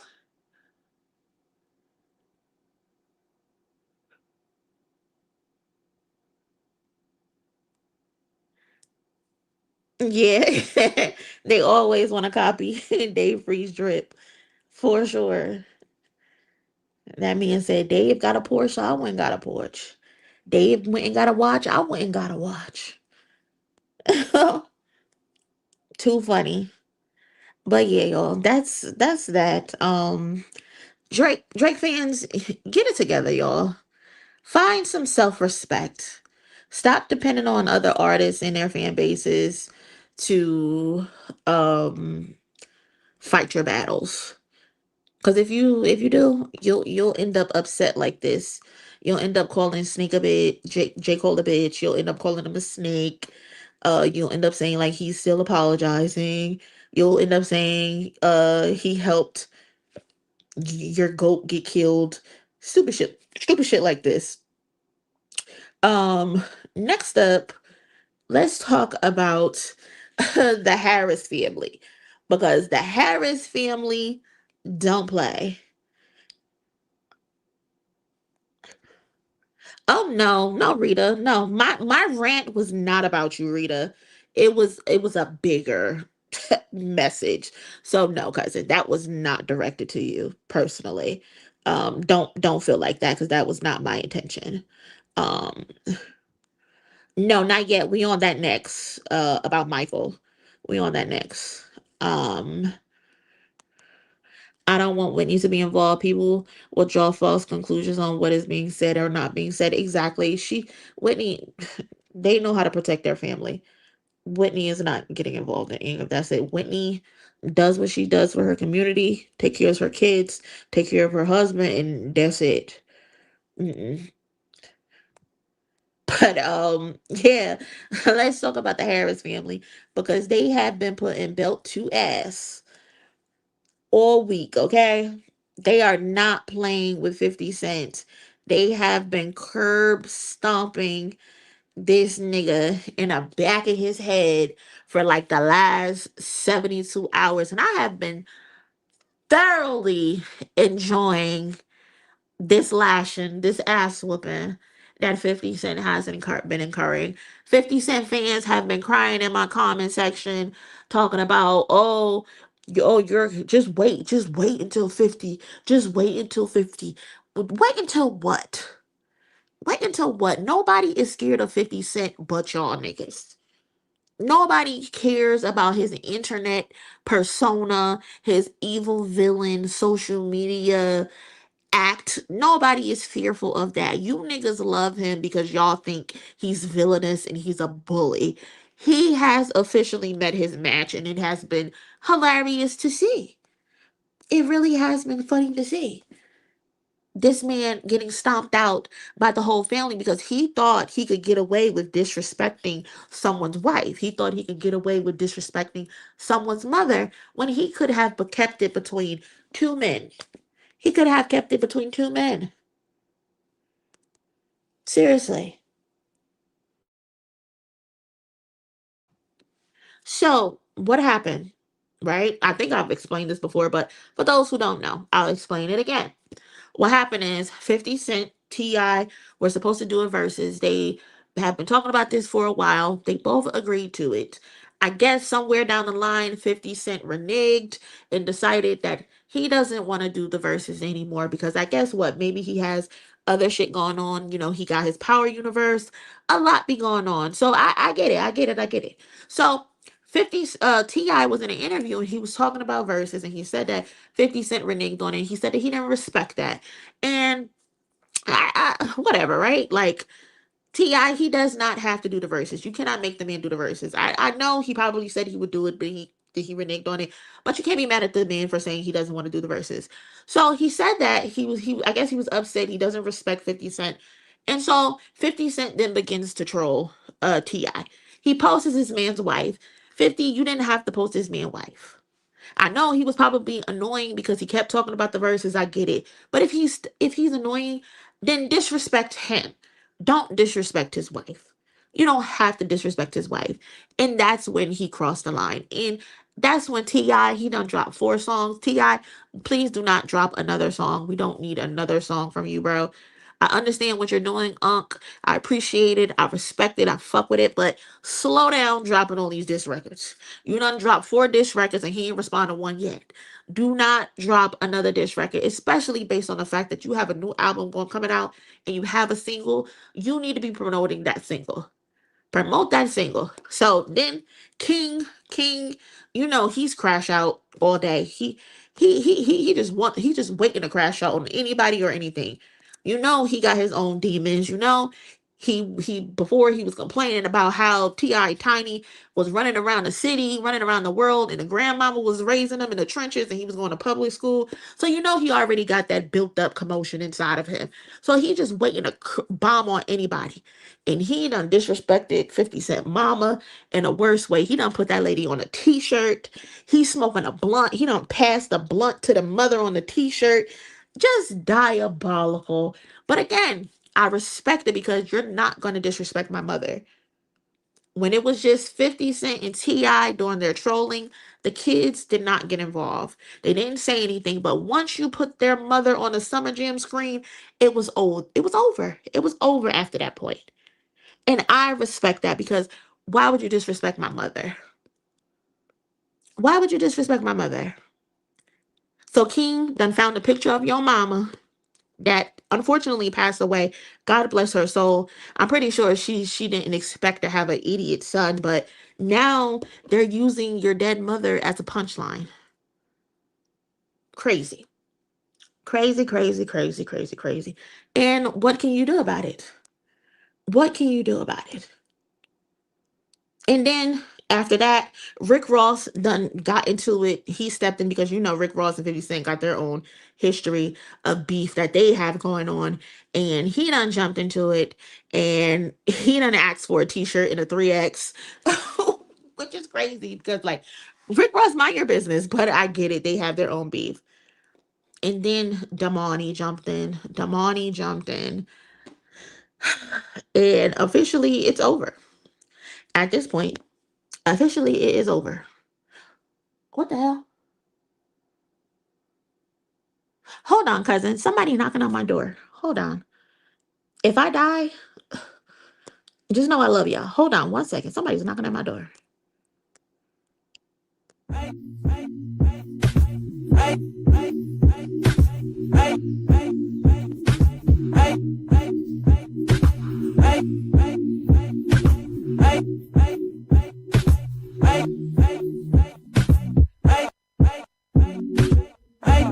Nigga, we gon' be alright. Nigga, we gon' be alright. Nigga, we gon' be alright. Do you hear me? Do you feel me? We gon' be alright. Nigga, we gon' be alright. Huh? We gon' be alright. Nigga, we gon' be alright. Do you hear me? Do you feel me? We gon' be alright. And when I wake up, I recognize you looking at me for the pay cut. Bahamas, I be looking at you from the face down. One Mac 11, you can boom with the bass down. Skimming, and let me tell you about my life. Painkillers only put me in the twilight. With pretty pussy and Benjamin is the highlight. I tell my mama I love her, but this what I like. Lord knows, 20 of them in my Chevy. Tell them all to come and get me, reaping everything I stole. So my karma come in heaven, no preliminary hearings on my record. I'm a motherfucking gangster, silence for the record. Tell the world I know it's too late. Boys and girls, I think I've gone great. Trying to side my faces all day. Won't you please believe when I say, when you know we've been hurt, been down before. Nigga, when our pride was low, looking at the world like where do we go? Nigga, and we hate poor. Wanna kill us dead in the street for sure. Nigga, I'm at the preacher's door. My knees getting weak and my gun might blow, but we gon' be alright. Nigga, we gon' be alright. Nigga, we gon' be alright. We gon' be alright. Do you hear me? Do you feel me? We gon' be alright. Nigga, we gon' be alright. Huh? We gon' be alright. Nigga, we gon' be alright. Do you hear me? Do you feel me? We gon' be alright. What you want? You a house, you a car, 40 acres and a mule, a piano with guitar, anything. See, my name is Lucy, I'm your dog. Motherfucker, you can live in the mall. I can see the evil, I can tell it. I know it's illegal, I don't think about it. I deposit every other zero, thinking of my partner. Put the candy, put it on the Rico, digging in my pocket. Ain't a profit, big enough to feed you every day. My logic, get another dollar just to keep you in the presence of the Chico. I don't talk about it, be about it. Every day I see you. If I got it, then you know you got it. Heaven, I can reach you. Pet dog, my dog, that's all. Big bag and chat, I trust your back for y'all. I rap, I'm black on track, so rest assured. My rights, my wrongs, I'm right till I'm right with God. When you know we've been hurt, been down before. Nigga, when our pride was low, looking at the world like where do we go? Nigga, and we hate poor. Wanna kill us dead in the street for sure. Nigga, I'm at the preacher's door. My knees getting weak and my gun might blow, but we gon' be alright. Nigga, we gon' be alright. Nigga, we gon' be alright. We gon' be alright. Do you hear me? Do you feel me? We gon' be alright. Nigga, we gon' be alright. Huh? We gon' be alright.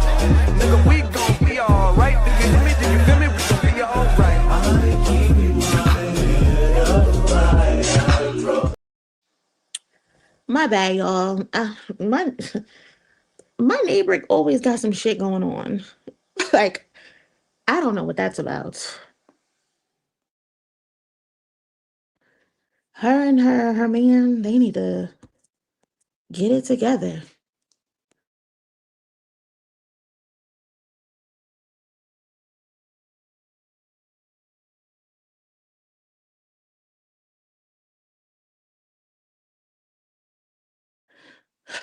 Yeah, they. I don't. I don't know if I should call the cops or what, but that just threw me off. That just threw me so off. I try not to get in everybody's business and shit like that, but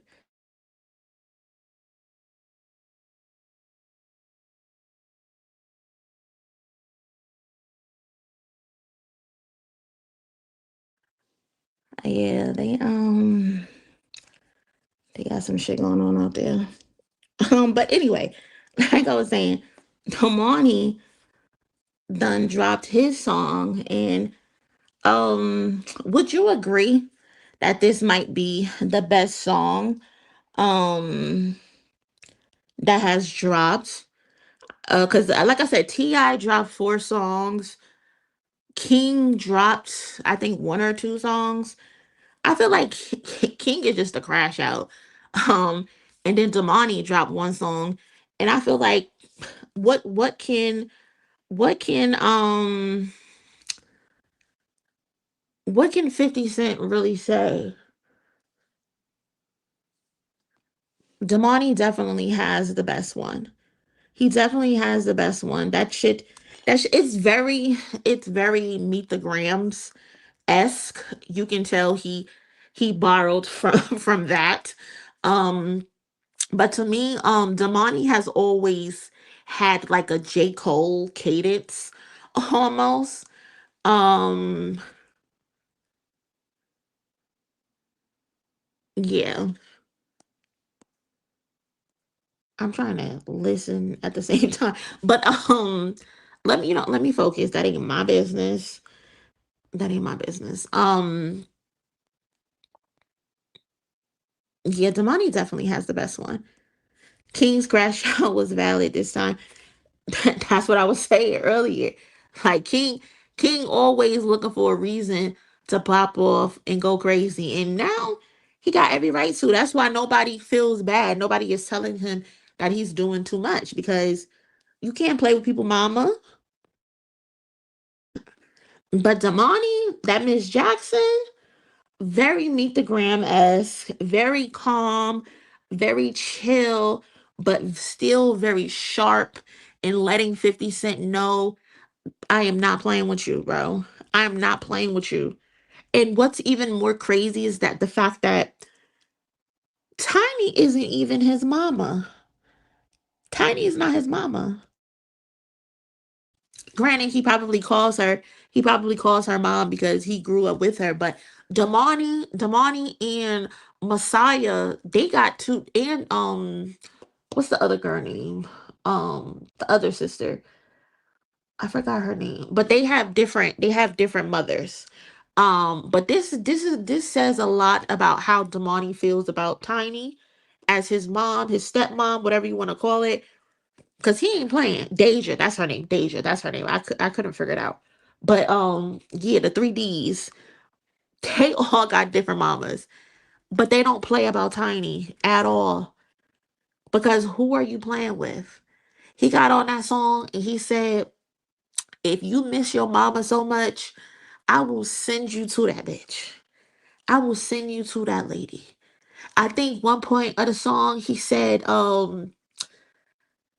these 9 shells, make them ring the bell. 50 got shot 9 times, but this last shot gonna send your ass to the upper room. Like he's not playing. He also said, he apologized for digging in Damani's in 50 Cent mother's grave, but he said he gonna lift her up or some shit like that. Like what the hell? Just crazy. Just crazy wordplay, crazy delivery. very calm, but very scathing. Like, this is absolutely the bestest. Absolutely the bestest. And I hope this opportunity, this song makes people go listen to more of Damani's music, because I think I got like two songs of his in my Apple Music. Um and he has good music. He can actually really rap. He raps very good. Put your lighters up. Yes. um can you play it, please? Sugar. If I could, I would, but I don't know what the copyright is, and I'm not trying to get copyrighted on this video. I can't afford to get copyrighted on this video. So I'm not going to play it, unfortunately. But it is on Damani's YouTube if you want to hear it. Um, but yeah, shit is crazy. I definitely fuck with this song. 50, what you gonna do, 50? It's but so much joking you can get off, you know? Let me see. Hold on. Let me see if I could. You know what? No, I'm not gonna do that.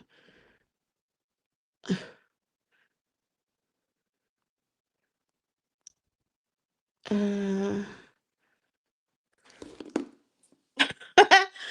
oh, what's up, Disu Bisu?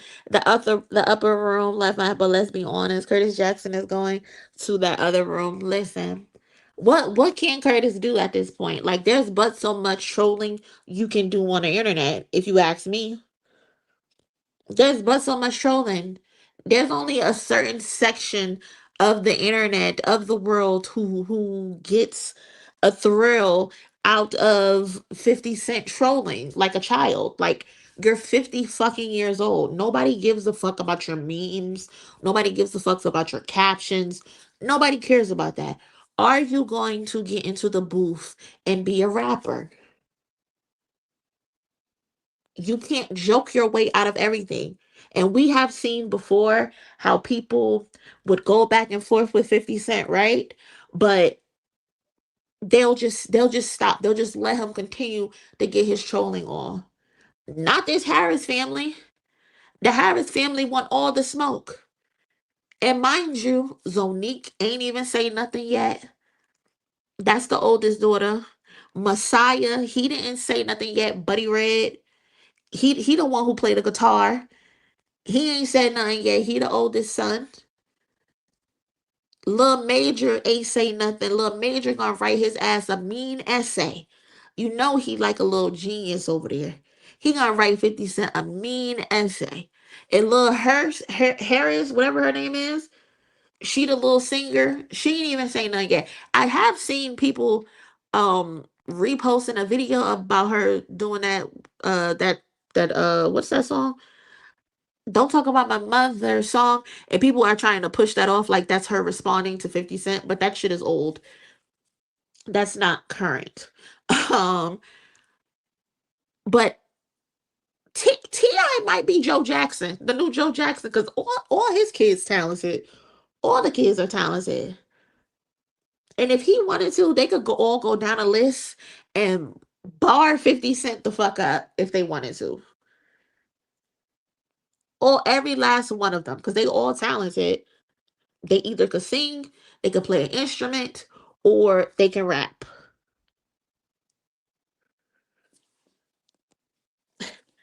Do you think Damani should drop a video for Miss Jackson? I think that would be cool. I think, you know what a cool video would be if they Sunday dinner, because Tiny has to make a mean Sunday dinner at this point, because the way those kids responded, the two boys they responded, Tiny has to make a mean Sunday dinner. So what I would personally do is I would get all the kids around the table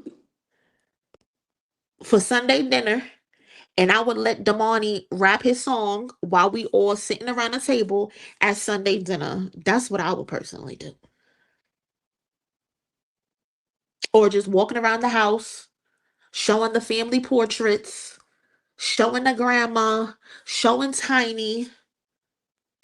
That's what I would do personally, because At the end of the day, Curtis don't have a family. Curtis does not have a family. He's jealous of people who have families. If you ever look at the people that he attacked, it's Jay-Z, it's a Ti, two men with fucking families, two men that are married, two men who put nothing above their family. 50 Cent's son hates him. The young one likes him, but he's a child, you know. He's not cool with his family. Apparently, allegedly, he tried to burn the fucking house down with the kid and the mother in it. That's what the song promo was. But that's what I would do. And what's cracking me up is that 50 Cent is trying to go the bots route, because I think he posted something about, oh, look at all these bots in my comment section. No, 50, you're just getting packed up and everybody is happy. Everybody is rejoicing in you getting packed up. That's not bots. Don't try to play that narrative. You went from trying to be unbothered to disrespecting somebody's wife to now you're doing the bot talk. I tweeted this the other day.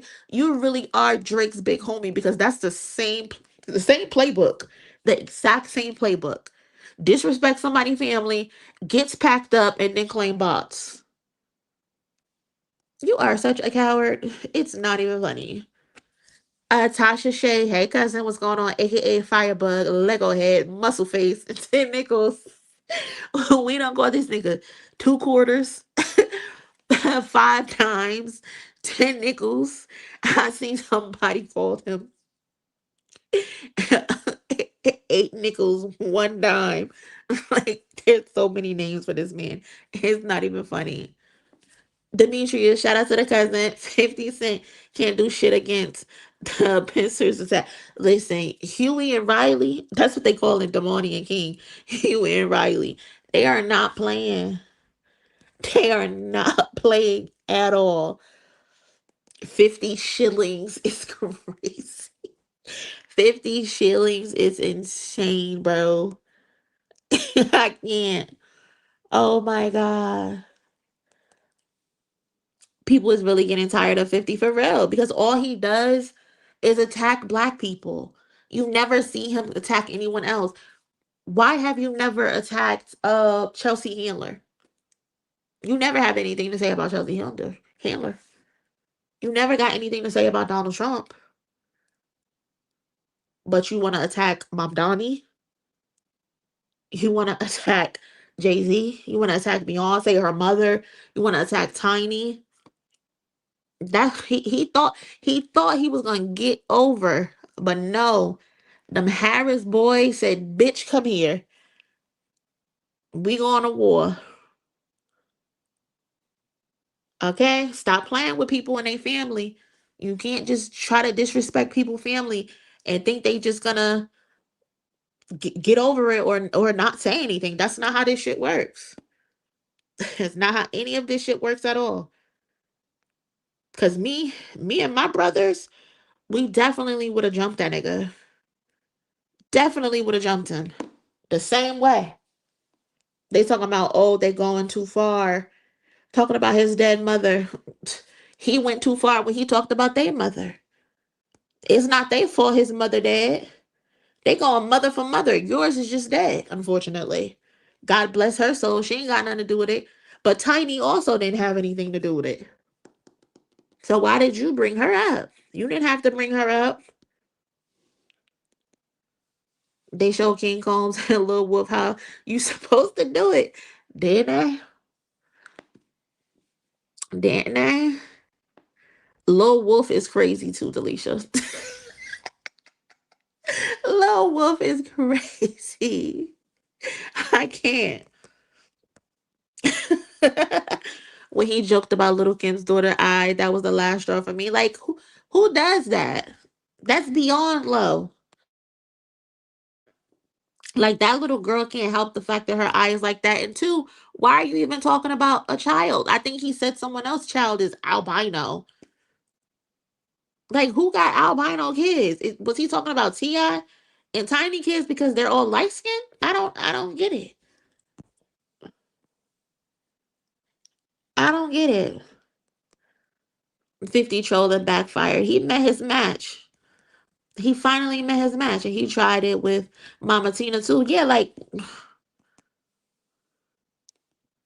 listen, I don't get it. People done got killed for just saying your mama. Listen, King was born in this trolling era. 50 Cent out his depth. Listen, he picked the right family to play with, and they have been on his bumper,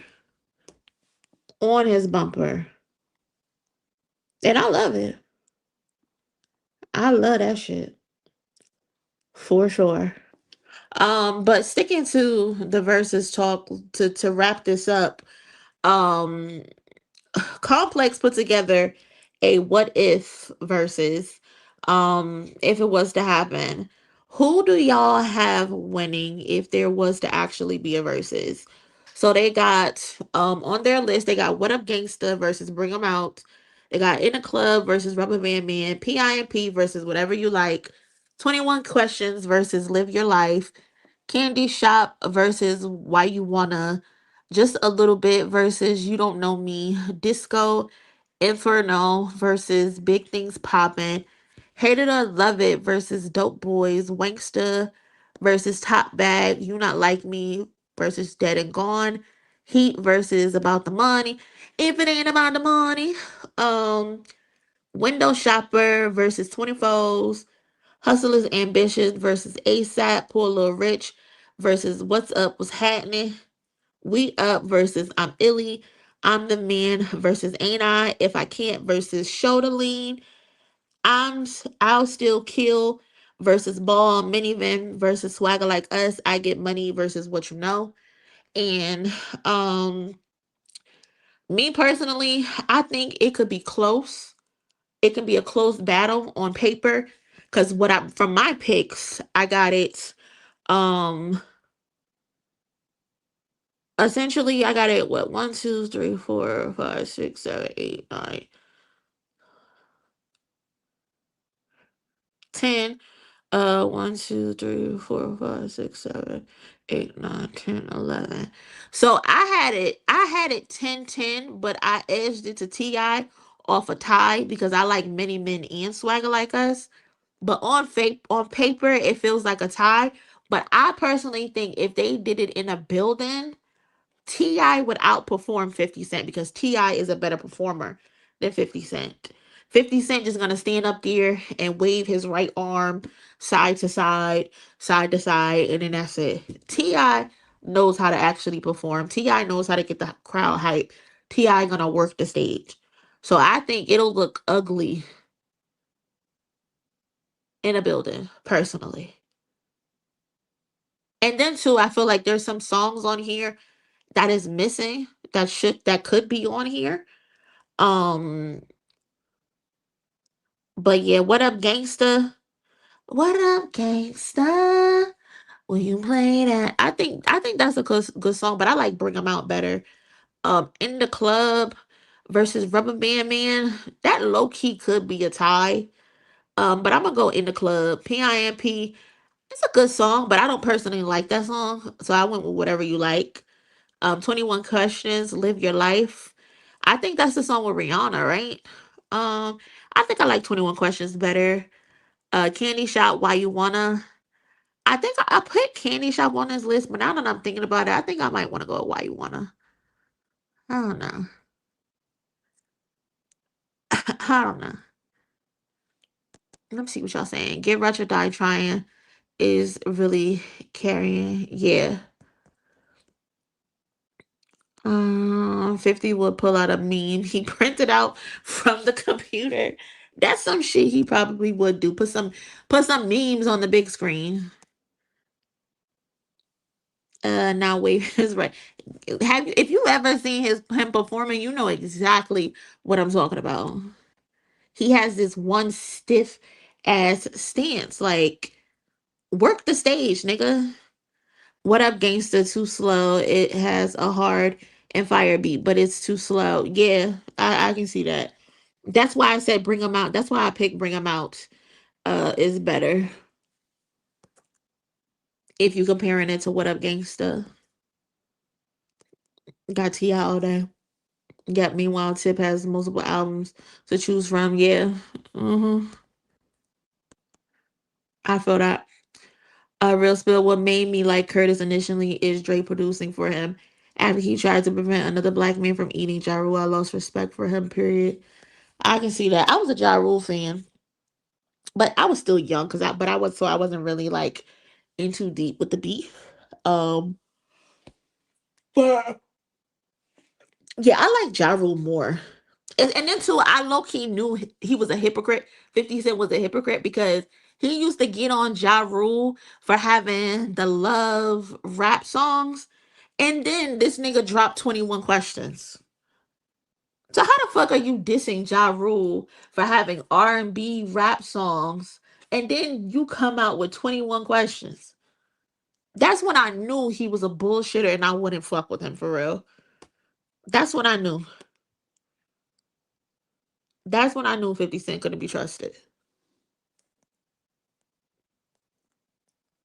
I think it would be a good battle though. I got Rubber Band Man over in the club.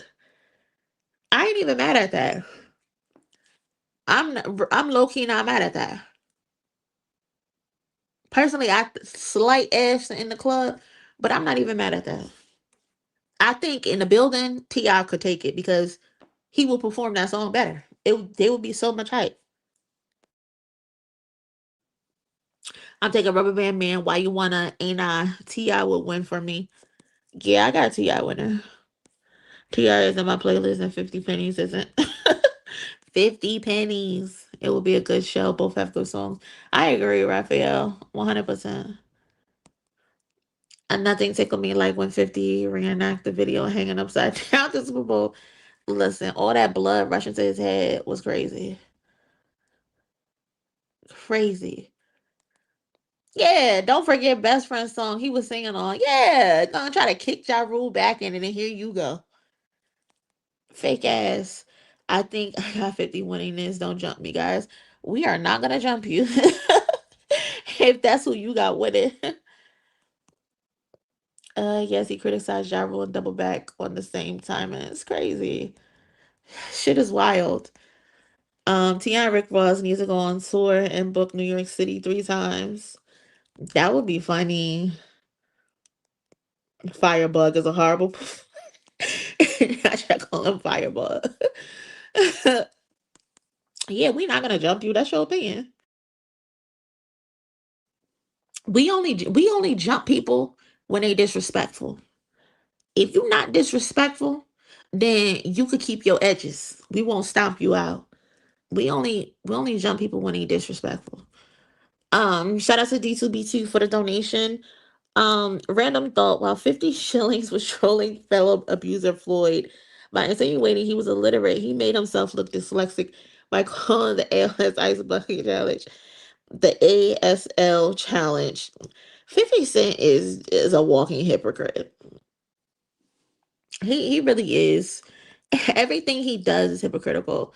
He'll try to downplay something and then double back and do it himself. Like, fuck Curtis. 50 rupees. Y'all are real life comedians. Real life comedians. For real.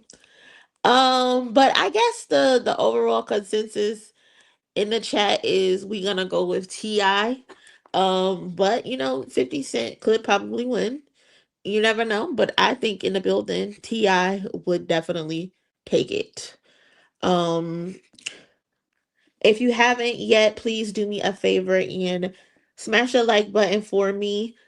Shout out to everybody who has contributed to the channel today. Thank you so much, whether that's a like, a share, or a donation. Thank you so much. I really, really, really appreciate that so much. Um, hold on, let's see. Oh, I also got a few cash apps. Thank you so much. I appreciate that.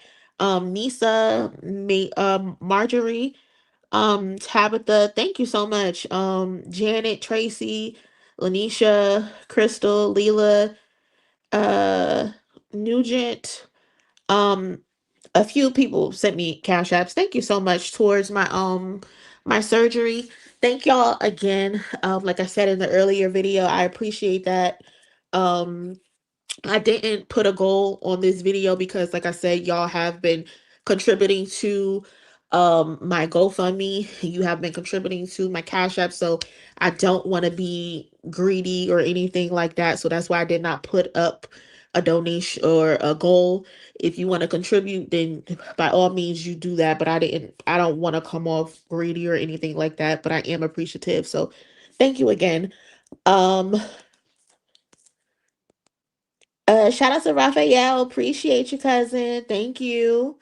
But yeah, off of that, let's talk about Michael Eric Dyson because he is the current trending topic that's going on social media. So he has been, I guess, going on a he had an interview with somebody recently where he said that Kendrick tried to de-black Drake. Um, so let me see if I could actually find the video of what Michael actually said. Hold on, let me sure if I can find it. Cause I like to be accurate with what I hear. There was a big argument. I remember I worked at Fox Sports, and there was a big argument between DeMarco Farr. You remember Brian Cox? Yeah, as DeMarco Farr walked away, we're like, "Are you cool?" And he said to us, "Man, fuck him. He's half." And I was like, "That exists?" Like there was a whole, oh yeah, Kendrick Lamar and Drake. Most people would acknowledge Kendrick as genius, but not Drake, right? Drake is commercially viable. He's a monster. He sells records. But is he as deep? Is he a genius to that? Oh, come on, bro. You understand that Drake is being indicted. Mind you, he's talking about this to a white man. Keep in mind. By Kendrick Lamar, implicitly and explicitly, not like us. The song is the song, whatever you think about it. But the notion itself, big distinction, us versus them. And they're trying to de-black Drake, right? Oh, he's not really black because he grew up in Canada. I grew up in Compton. Bro, you're reducing blackness to Compton? When did you not know that black people fled America going to Canada to escape the iron tyranny of enslavement? And well, he ain't black. His daddy is black. He went to Memphis every summer. The Memphis Horns fill his music. First of all, that's a fucking lie. He did not go to Memphis every summer. Drake has been onto the internet arguing with his father about his lack of parenting of Drake. So you're wrong, Michael, whatever your fucking name is. You're wrong, but let's continue. The first albums Drake made, his grandmama babysat Aretha Franklin. Really? And that's his grandma. That has nothing to do with Drake. Uncle is Larry Graham. Yeah. From and that's his uncle. Nothing to do with Drake. Sly and the Family Stone. How much? What black card he got to show? And on his album, Damn, that won a Pulitzer Prize, I'd like to remind the acolytes of Mr. Lamar that he says, "I ain't black. Don't call me black no more," because he was in the Black Hebrew stuff. And and Drake said, "Light skin, but still a dark N word." So I'm saying that's your God. So to me, yeah, that still exists. You're not as black as me. You're not as. Did you just hear what he said? Is that your God to Kendrick Lamar? Did that? I didn't even know he said that. Hold on. The Black Hebrew stuff. And Drake said, light skin, but still a dark N word. So I'm saying that's your God. So to me, yeah, that still exists. You're not as black as me. You're not as righteous as me. What did he say? You're not a colleague. You're a colonizer. What other figure in black music has ever been called a colonizer? Because he experiments widely with music. Kendrick, who put you on tour first? Oh, it was a guy named Drake. So this inability to not only have gratitude for where you came from, but to understand blackness is far deeper and more exhaustive than any one nationality or race or people can make. I remember I worked at Fox Sports. Okay, so that's the clip. Looking at the video, his posture, the way he's bouncing up and down, the way he's moving his feet, his hands, the the venom he's speaking with, you can tell that Michael feels personally attacked almost. It feels like the song was about him. Like, why is this song bothering you this much, Michael? Because this isn't the first time Michael has talked about this. So he first of all, so he mentions Drake's father and said Drake went to Memphis every summer. Again, that is a complete lie. That is fabricated. That is made up because Drake has personally said that his father was absent. His father wasn't there. His father was in jail or he just was not there. He's went to Memphis a few times, of course. There's video proof of him in Memphis. But what the fuck does that mean? What does that mean? If Drake himself has said his father was absent, his father didn't do enough for him. What does that mean? Then you're mentioning, oh, his grandma used to babysit Aretha Franklin. That's his fucking grandma. What does that have to do with Drake? You should have told me that Drake babysat him. I would have been more interested in hearing that his grandma babysat him, not something. What does she have to do with anything? Two, he mentions how Kendrick Lamar talks about Hebrew Israelites in Damn, the Pulitzer Prize winning album. First of all, he's talking from the perspective of his cousin. He's not talking from the perspective of himself. Since you're so fucking smart and got your degree, you know everything.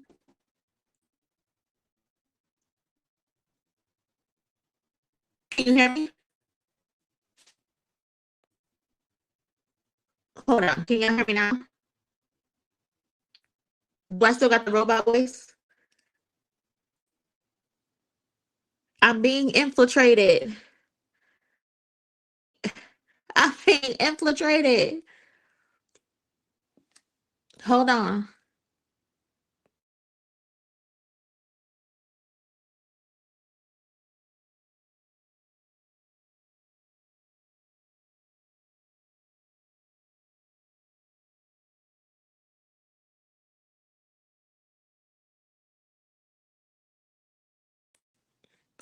Hold on. Am I still live?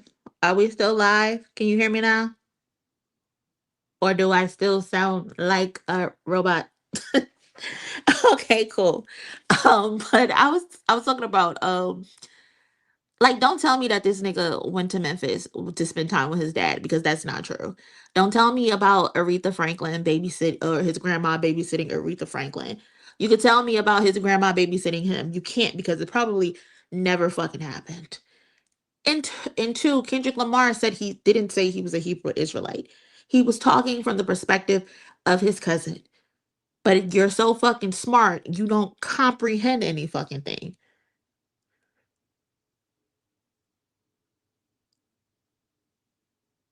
That's not what he said. And second of all, Kendrick Lamar never said Drake was not a black man. He never said that. It was never about race. The fact that you, as a scholar, as a professor, cannot comprehend that says a lot about you, Michael Eric Dyson. It says a lot about you because that's not what the fuck he said. It's about culture.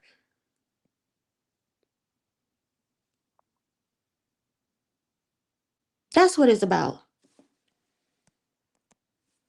They never listen, but they always want to pull from something. They never fucking listen. Using examples that can be easily debunked. This is crazy. This shit is about culture and not about race. He never said Drake wasn't black. In fact, he called the man's fucking son black. Mind you, Adonis is only 1/4 black because his daddy is half, his mama is a whole. And he looks white, and Kendrick still called him a black man. So why would he call his child a black man if he doesn't think Drake is black? What Kendrick Lamar did was play to Drake's insecurity about never feeling accepted. That's what Kendrick Lamar did. Drake himself has told us that he didn't feel accepted. He didn't know what to identify as. Why is Kendrick Lamar the bad person for pointing that out? Why is Kendrick Lamar a bad person for pointing out that the braids got this nigga feeling like he Tupac?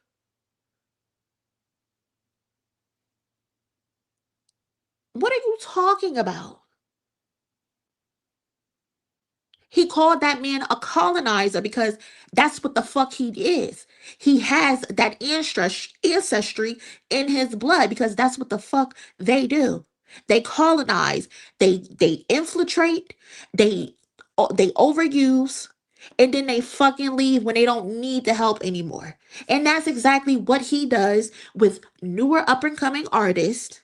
He latches on to them and the little bit of hype that they have, he gives them a little boost. So now that makes him look like he done um it makes him look like he done discovered somebody new when they already had a wave. And I can say this personally because I watched it with my own eyes.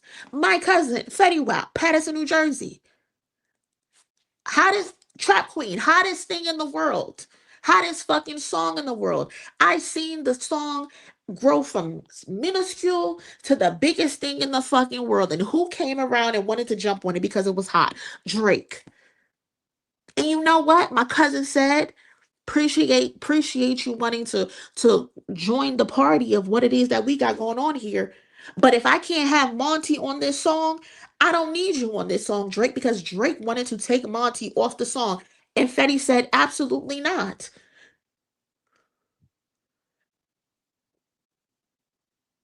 That's what he does. He latches on to whatever's popular for some type of credit, some type of relevancy, some type of street cred, and y'all give him props like he done discovered a new sound and he's innovative. That's why Kendrick called him a fucking colonizer. What the hell are you talking about, Michael? But since you done dissected, not like us, so much, did you dissect Family Matters in the same way that you've dissected not like us, quote unquote? Did you dissect Family Matters when he asked the black man, why are you rapping like you trying to get the slaves free? You thought that was cool, Michael Eric Dyson? You thought that was a reasonable thing for a black and Jewish man to say to a black man? You thought that was cool? That's not racist? You thought it was cool for this man to have white supremacists in his music video? Mind you, the Toronto Police Department called him out for his involvement with the Hells Angels, a quote unquote white supremacist group. You think that's cool for this man to be hanging around with white supremacists, having them in his music video, him wearing the Hells Angels clothing? You want to talk about racism, Michael Eric Dyson? Is that cool? Do you want to also talk about how he used a woman, disrespected a woman in a music video and claimed that she was a victim of domestic violence, but still degraded her sexually? Do we want to talk about that? Or no, you don't give a fuck about that because nobody cares about that song. So you don't care about that song. How fucking dare you fucking compare Kendrick Lamar to Donald Trump? Are you fucking insane? Are you insane? You listen to the damn album. So if you listen to the damn album, you would know Kendrick Lamar's stance on Donald Trump if you actually listen to the damn album. But you didn't. You didn't. You cherry picked what you thought could validate your bullshit point, Michael Eric Dyson. That's what you did. That's exactly what you did. I am so tired of these motherfuckers and all of this crying all of this complaining because they felt hit. Every time a person feels some type of way about Not Like Us or Kendrick Lamar, it's always some secret animosity. It's always because they have some type of connection to the things that he's pointing out. Because apparently I had no idea. I had no idea. But apparently Michael Eric Dyson's also a freaky frog. That's what I found out. I had no idea Mr. Michael Eric Dyson had all of these sexual related claims against him. That's so crazy. Apparently, Michael Eric Dyson was sexually harassing his students. The call be coming from inside the house. That's why they be so triggered. Them predators move in flocks. They heard Kendrick say that on that song, and they all started to feel some type of way. Mind you, you're questioning Kendrick when you are on record calling a woman, a Republican, a white supremacist. You call this woman a white supremacist, but then behind the scenes, you're sending her text messages and telling her how good y'all look together.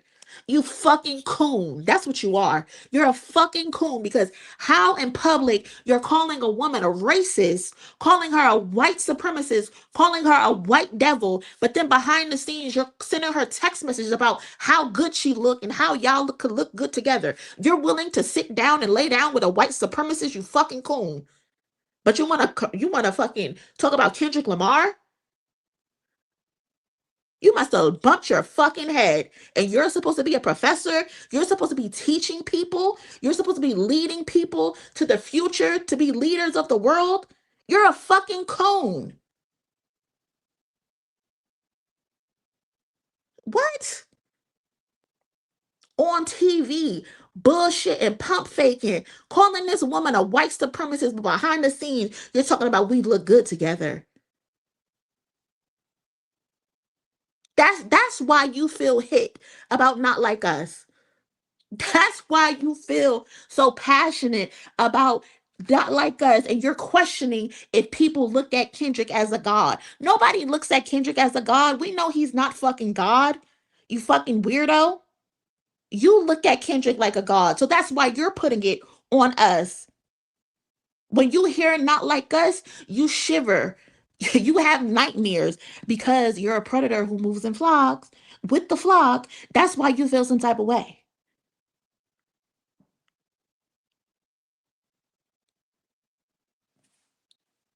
Just disgusting. So disgusting. I said that shit and I said, ain't no way. Mind you, the lady exposed him. Let me see if I can find the video because I didn't think it was true, but I had to go find the video of this lady blasting him and exposing him. And my jaw hit the floor. Hold on.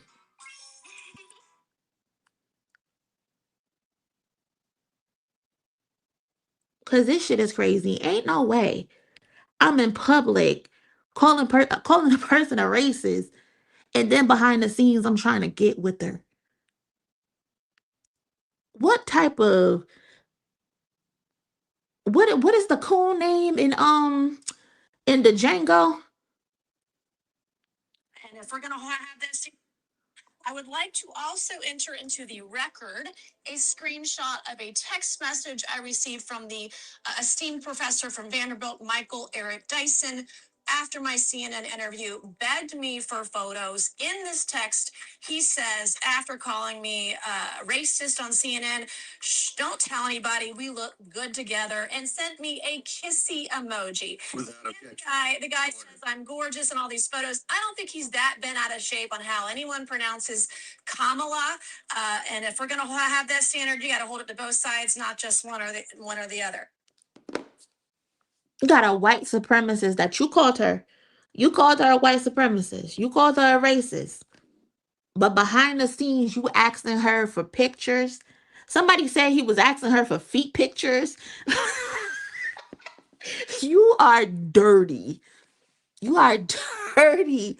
If you're asking this woman for feet pictures, what kind of freaky shit are you into, bro?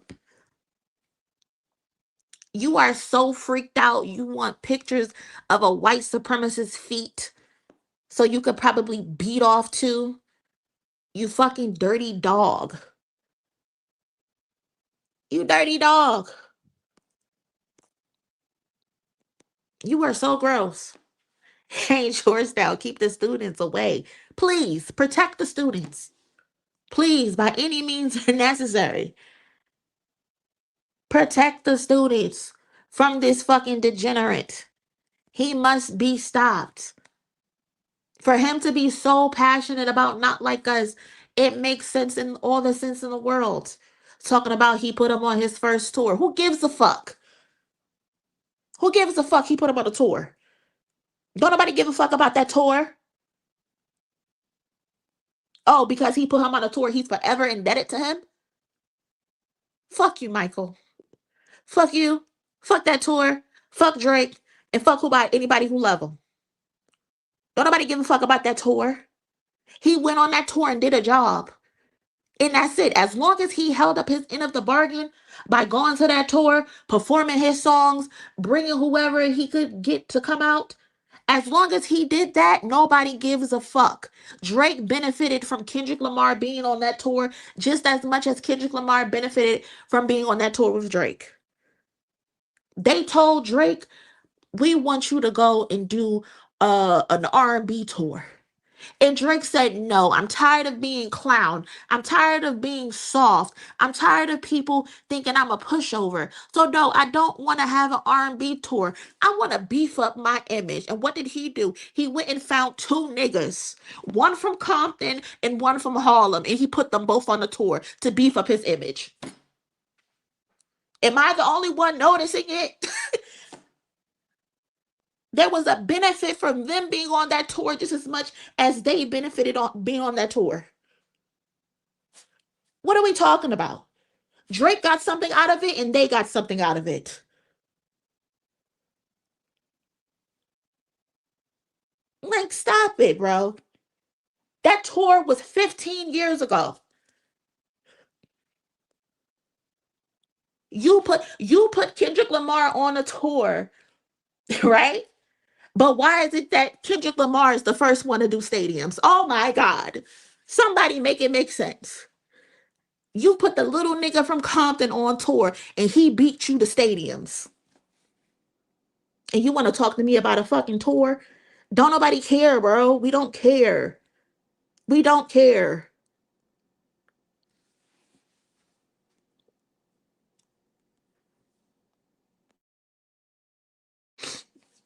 Shit, let me go get a petty and get these fools cash. Y'all remember the Drake is the kind of guy memes? Absolutely. Cooking him.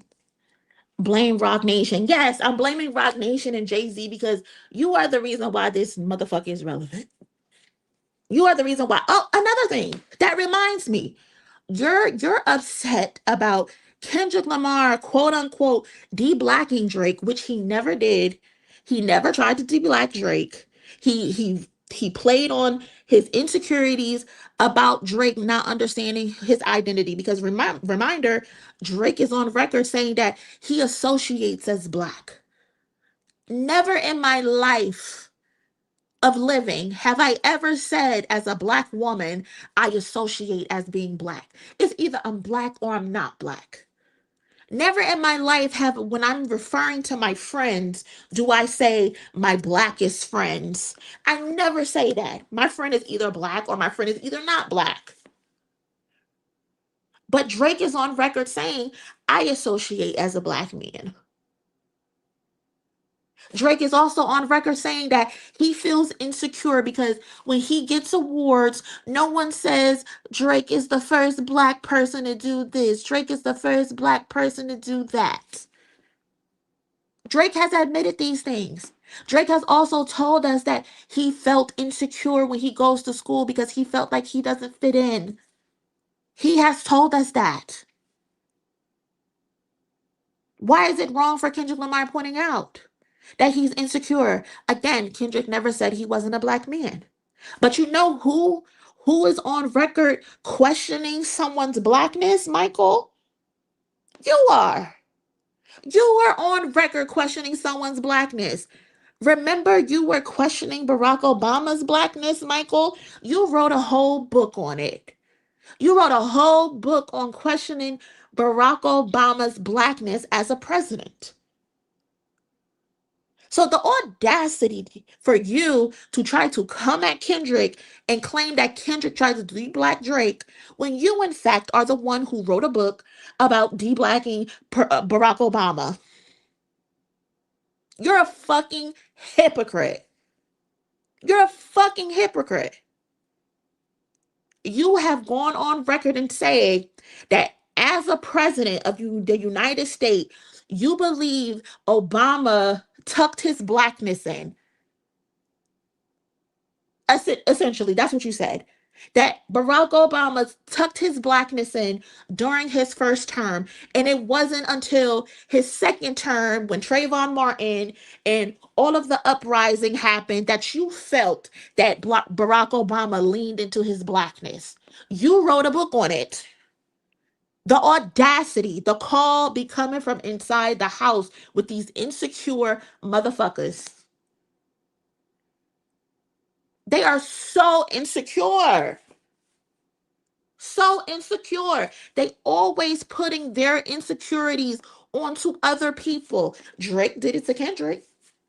Drake said, "Oh, you don't know if your son's your son. You don't know if you're his father." No, Drake, that was you. You didn't know if Adonis was yours because you and ASAP Rocky, quote unquote, was fucking her at the same time and she got pregnant. According to Joe Budden. Oh, your best friend be fucking your woman. No, Drake, that's you. You and Chubbs be sharing women. That's your life. Oh, Kendrick is insecure about his blackness. No, Drake, that's you. You're insecure about your blackness. Kendrick Lamar knows he's a black man. So let's stop that there. Oh, you got contract issues. No, Drake, it's you who have contract issues. UMG has you in a slave contract. You sold your fucking soul to UMG and you can't get out of it. Everything you tried to say about Kendrick Lamar was your own mirror. And now here we have Michael Eric Dyson, freaky frog of the century, questioning why Kendrick Lamar tried to de-black Drake. Meanwhile, you're calling a woman a white supremacist on CNN, one of the biggest news platforms out of the fucking world. You're calling her a racist, a white supremacist, but behind closed doors, you're telling her y'all look good together. You're asking her for feet pictures, allegedly. You nasty bitch. And then you have a whole book where you're questioning Barack Obama's blackness as a president. Ha! The call be coming from inside the house, and I just don't get it. I just don't get it. You have so much to say about Not Like Us. I need to know how you feel about Family Matters. I need to know how you feel about a black and Jewish man saying nigga 37 times to spite another black man. Never in my life have I heard of a black man using the N-word to spite another black man. Never in my life have I heard a black man get on a song and ask another black man, why you rapping like you trying to get the slaves free? Huh? What? I need to know your opinion on Family Matters, Michael. I need to know. I'm dying to know your opinion on Family Matters. I'm dying to know it. Because ain't no way. Ain't no way. Like, we have to make sense of this. We really do. We have to get to the bottom of it. We have to get to the bottom of it. I need you to address the undertones that many have described as anti-blackness in Family Matters, and the way that alleged domestic violence was used as a punchline to degrade an innocent woman. Since you're so fucking concerned, I need you to put together a paper, professor. Since you're so fucking smart, I want you to put together a paper and explain yourself in detail, MLA format. And it better not be double spaced. You got an issue with the colonizer line, but you don't got an issue with the freed slave line? That don't bother you? You ain't have an issue with him having a fucking white supremacist in the Family Matters video? But yes, let's pick on the black dude from Compton. Let's talk about how he's such a bully, how he's picking on the two biracials. Stop it. I'm so tired of all this colorism. I'm so tired of it. I'm so tired of it. Y'all have been calling Kendrick Lamar the bully for the last 15 years, when in reality, every single time he smiled, he responded, it was because he was responding to them picking on him. They were picking at him every single time. Control was a response to Jodeci Freestyle. First person shooter, we got like that. That was the response. Every single time he's responding. He's never starting. He's responding and he's finishing it. Them other two motherfuckers can't finish it. And y'all are mad about it. Y'all should have left that man alone. We told y'all. Y'all was doing countdowns. Oh, 7 days so Kendrick Lamar hasn't responded. 10 days, still no response for Kendrick Lamar. 15 days, 17 days. Y'all was doing countdowns. Y'all was wondering where he was at. Soon as he pop up, now everybody's crying. Oh my God, he keeps winning too much. Oh my God, how much more is he gonna win? Y'all keep giving him awards. Oh, he doing the Super Bowl. Oh, he in the stadium. Shut up. Shut up. I'm tired of it. I'm so tired of it. I'm so tired. Y'all asked for him to come outside, and he came outside, and we told y'all are gonna regret it. We told y'all are going to regret it, because it's going to be belt to ass for the next how many years? We don't even know.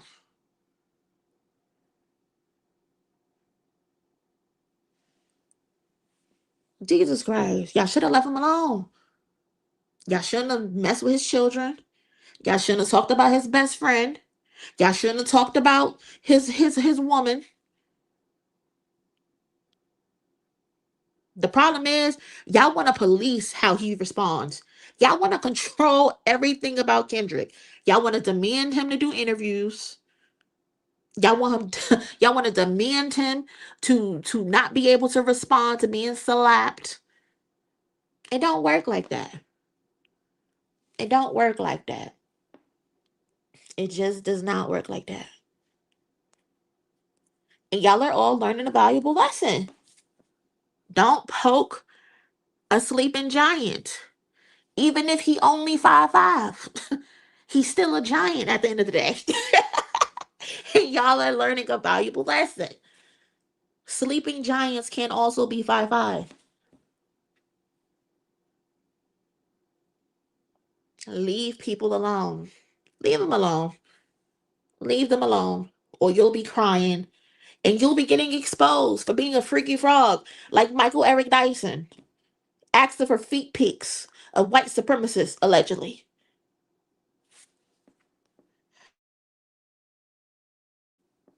This shit is crazy. Young Thug wants him to post IG pics. Like they are all so concerned with Kendrick Lamar. I've never seen somebody outside of Beyonce. I've never seen someone control a culture the way that Kendrick Lamar can control a culture. And mind you, y'all, We have only heard from him one time in 2 years. And the one time we did hear from him, it was only because it was a requirement of the Super Bowl. This man has not talked to us. This man has not said anything to us outside of the Harper's Bazaar interview and outside of the Super Bowl interview. No way he should still have the control of y'all emotions in this way, and he never says anything. Like, that is sick. That is so sick. Headshot for the year turned into a 2+ year downward spiral for both Aubrey and J Dot. Listen, and the man ain't said one word, D2B2. One word. One word. And now they are going to new lows. Did I even save a picture?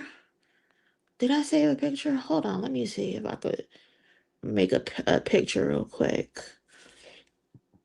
Because they're now stooping to new lows. Shout out to Baby Keem. He is going to sell 72K first week. I think under 20K pure sales.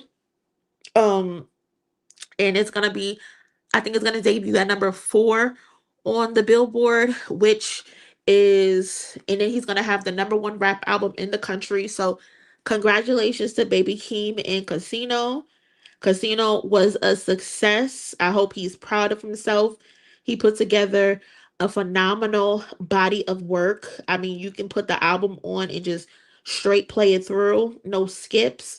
If I was to skip a song, I would probably just skip um No Security and then the last song, but that's only because there's like so heavy. There's heaviness in the other songs too, but you can still vibe to those songs. But phenomenal album. Um, and yeah, this is the most he's ever sold in his first week, and this is his highest chart placement for his album. So good job to Baby Keem.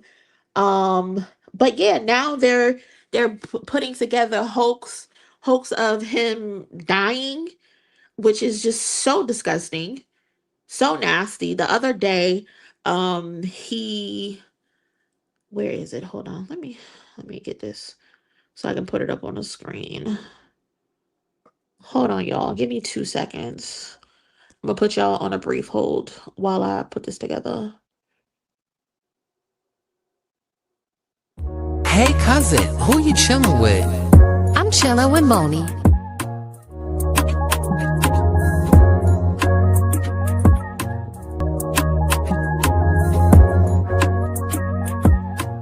Hey cousin, who you chillin' with? I'm chillin' with Moni.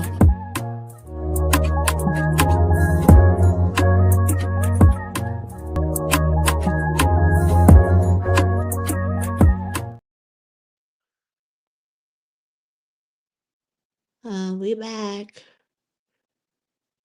We is back. Hold on.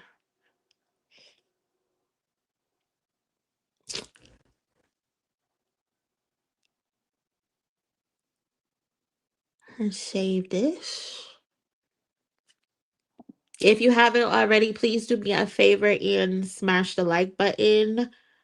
I would greatly appreciate that. Also, thank you for everybody who's already liked the video, shared the video. Appreciate you so much. Also, thank you to anybody who sent in a donation, whether that's through Super Chat or GoFundMe for my surgery or through Cash App. Thank you so much. Appreciate that as well. Let me upload this picture. So the other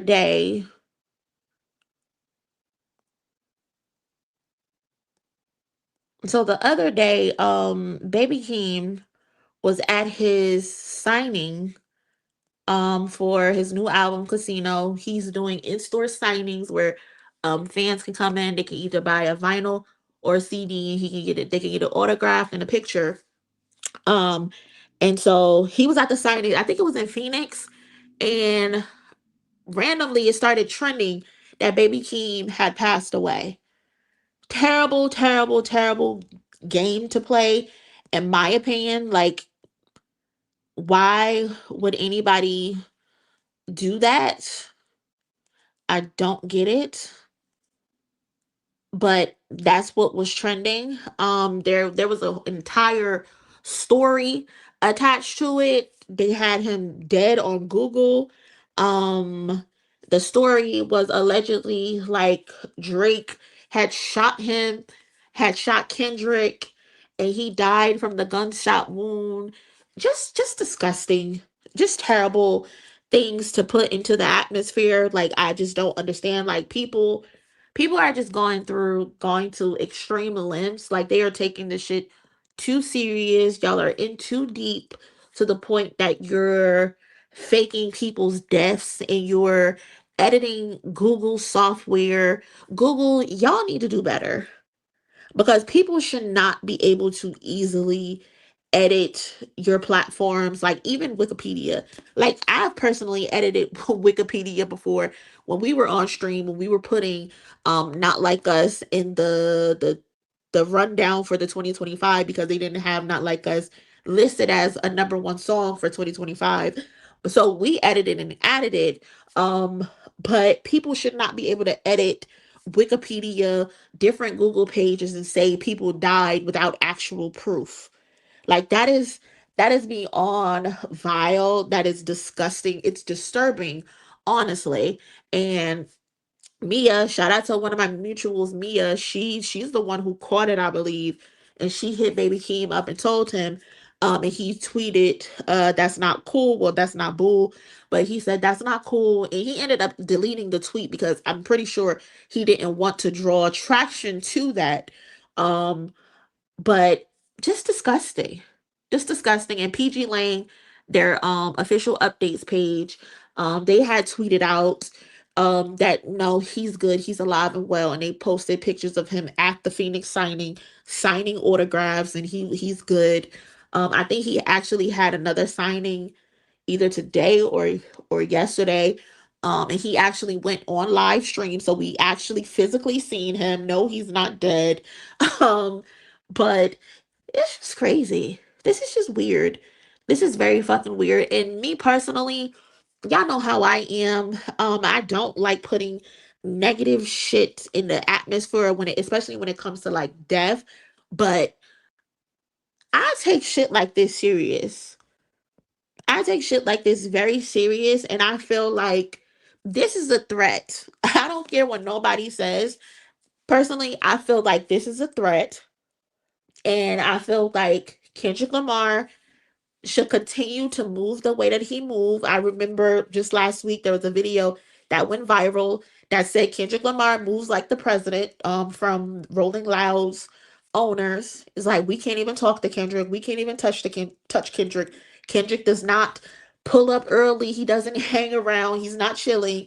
When it's his time to go on step, they pull directly up to the stage and he goes on the stage. And when it's time for him to get off, he gets directly into a vehicle and he skates off. He's not chilling around or none of that shit.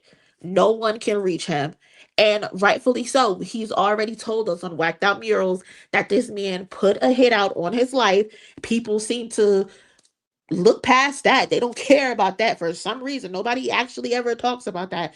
That this man told us, literally told us that a hit was put out on him and nobody blinks an eye. So for now, you guys are now playing with Baby Keem. I feel like this shit is a threat and they need to increase security. No one should be able to be around him. If it was up to me, we would have canceled those meet and greets, or it would be very much so more restricted. Only one person is able to come into the store at a time because you cannot trust people. People are going to extreme lengths because their feelings are hurt. So I would understand it if they up Baby Keem security as well because this shit is just nasty.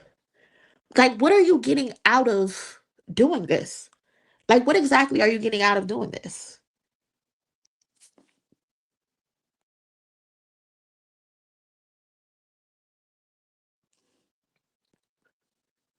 Yeah, I don't understand how people miss that at all. Because, like you said earlier, Miss Bynum, they don't be listening. I remember when Mustard said right after their Super Bowl halftime performance, they all went straight to their jets. Exactly. What we need to chill around for. What we need to lollygag around for. We get in and we do our job and we get out. Ain't taking no risk. No risk at all. Eric Dyson should talk about that. Why doesn't he talk about? Because he doesn't care. He has an agenda. He has an agenda. That's what it is. He sat there in front of two white men and berated a black man and questioned if he's God as if he called himself God. He's sitting in front of two white men talking about, oh, he's a Hebrew Israelite. He's from Compton. Like, y'all are disgusting. Y'all are fucking bootlickers, fucking coons, straight up. If a race war ever start, I would sacrifice you. Since you love those people so much. Mm-mm. That's why even though I don't personally know them, I pray for God's protection over Kendrick and Keem, and I'll continue to pray for them because the devil is busy, so busy, so busy, and people will call you crazy because you say you pray for people, you pray for their safety. That's not crazy, especially when you see the negativity that's trying to be pushed onto them. That ain't crazy. That ain't wrong. Yes, that is extremely dangerous for them to do that and play around with it. It's not cool at all. 100% smooth, not cool at all. We call that burning. I was raised not to do it. You don't put in illness or death on people. Like I never use my mom being sick, etc. as an excuse. Nah, I was raised not to. That's sick, bad energy. I'm telling you, people don't understand that the energy that they put out will come back to them every single time. Every single time you think you're getting away with it now, you think it's funny, you think it's cool to do on social media and play the game. Mm-mm. No, you're gonna get your day. I promise you. Mm-mm. Mm-hmm. Yes. Motherfuckers is evil. Evil spirits. Fuck complex for the article and the constant bullshit they keep up with. Yeah, it's pathetic. Like complex, you did not have to cover that, especially based on the fact that you covered it the first time he said it and it went nowhere. But they want their clicks. He doesn't play the game. He doesn't give them the interviews that they want. So they're going to push negative content against him. I promise you, if Kendrick ever decided to sit down with Complex and give them an interview, I promise you the way that they cover him will change. And that's for any other platform as well. The way that they cover Kendrick is a reflection on the fact that he does not allow them to eat off of his namesake. I promise you. Not to get into it, but my mom has real spiritual gift. She been praying for Kendrick for years. Listen, prayer warriors, do your thing. Do your thing. That's not crazy. It might actually be your assignment. I stay covering folks. Amen. Yes, she does. Yes, she does. Amen. Dyson is upset that Kendrick is just as intellectual as him. He has a Pulitzer. He don't. Yeah, you see how he said it? It's the damn album, the Pulitzer. You cool? Are you cool? Are you cool, Michael? Why you say it like that? The little nigga from Compton not supposed to have a Pulitzer. You sound jealous. You sound jealous that you ain't never get one for your books. That's crazy.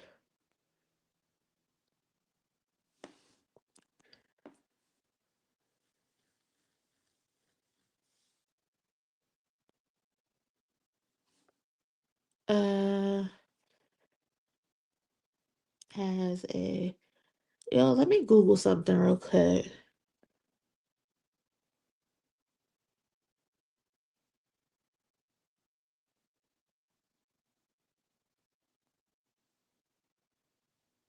Um,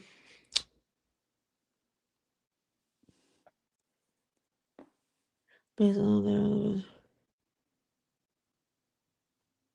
I wonder if he's ever applied for a Pulitzer since he is an author. I wonder if he ever applied for one. Hope he doesn't sign nothing in Toronto or Quebec. I think Drake fans have something to do with it. It would not shock me. It wouldn't shock me. Yeah, there have been artists that have been attacked in recent years too. Shit crazy. The ones that don't believe are the main ones that end up, yeah. Uh-huh. I'm telling you. You gotta watch these motherfuckers. Better to be sorry. Better to be careful than sorry.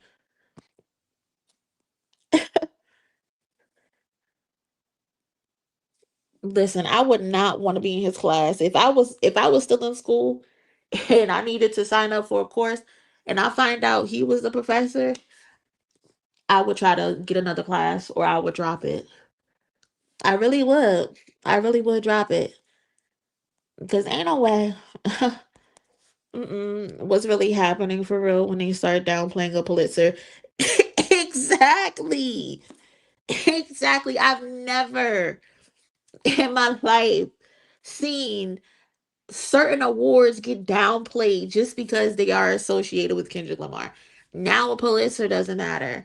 Now a Grammy doesn't matter. Now the NAACP awards don't matter. All because Kendrick Lamar is collecting them bitches like affinity stones and their faves can't.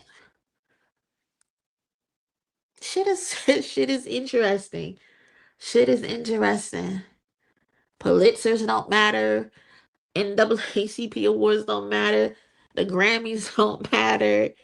BET awards, BET Hip Hop Awards don't matter. Billboard Awards don't matter to them now. It's funny. Funny, funny, funny, funny, funny. I'm only watch Club Shay say he wants to interview with Kendrick. Shay Shay should Shay his ass out of here. He ain't getting no interview from Kendrick.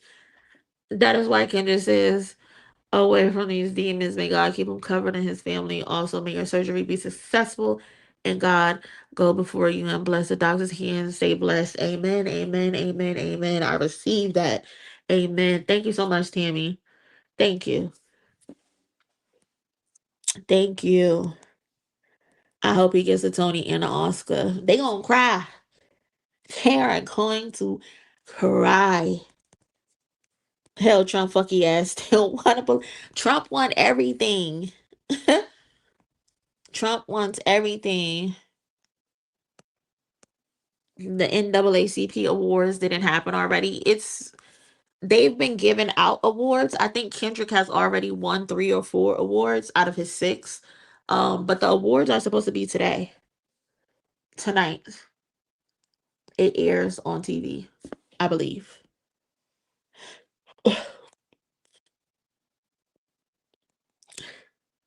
Kind of like how all of a sudden degrees don't matter when black folks start obtaining degrees in massive numbers. Exactly. All of this shit is rooted. All of this shit is rooted in racism. All this shit is rooted in anti-blackness and colorism. That's all that is. That's all it is. Mm-hmm. Yeah. Live broadcast is tonight. Yeah. Oh shit! I didn't even realize it's 12 o'clock on the East Coast. We already in the last day of February. This February has been a hot mess, y'all. Whew.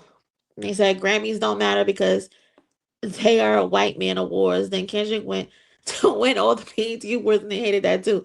Listen.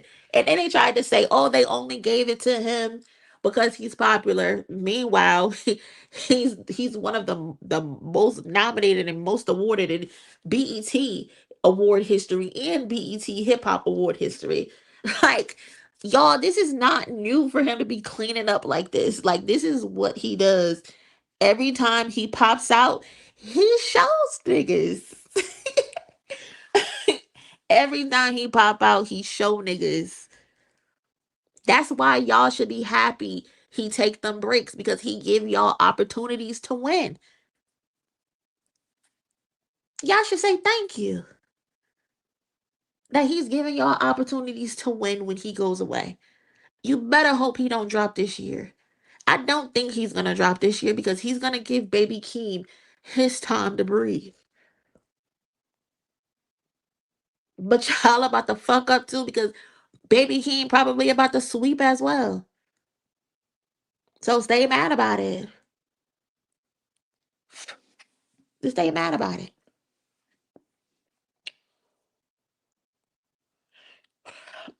You must be on the West Coast. Yeah, yep. 927 on the West Coast. Why people just can't be happy for the man instead of hating him? You would think.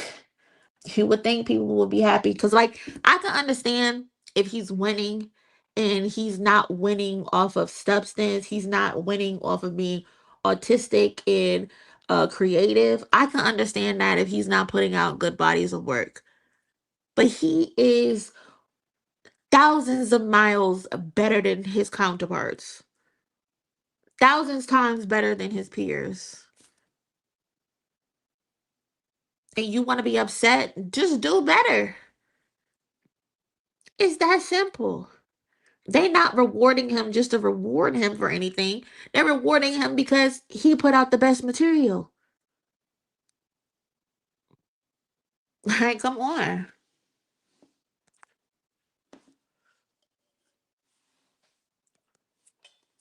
Fury B Productions. Nah, I think Kendrick will probably drop again in November and do another year overlap on the Grammys.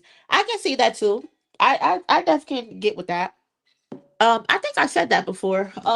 Not the November thing, but that if he does drop, it will be after August, which is the Grammy deadline for 2027.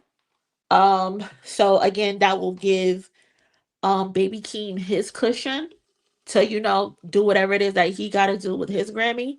Um, and if he dropped anything after August 30th, well, going into September, he'll be good for the Grammys in 2028. So I can see that. Definitely Fury B Productions. I'm with you on that one. Definitely. But they better they better hope he don't. Cause they gonna be mad again.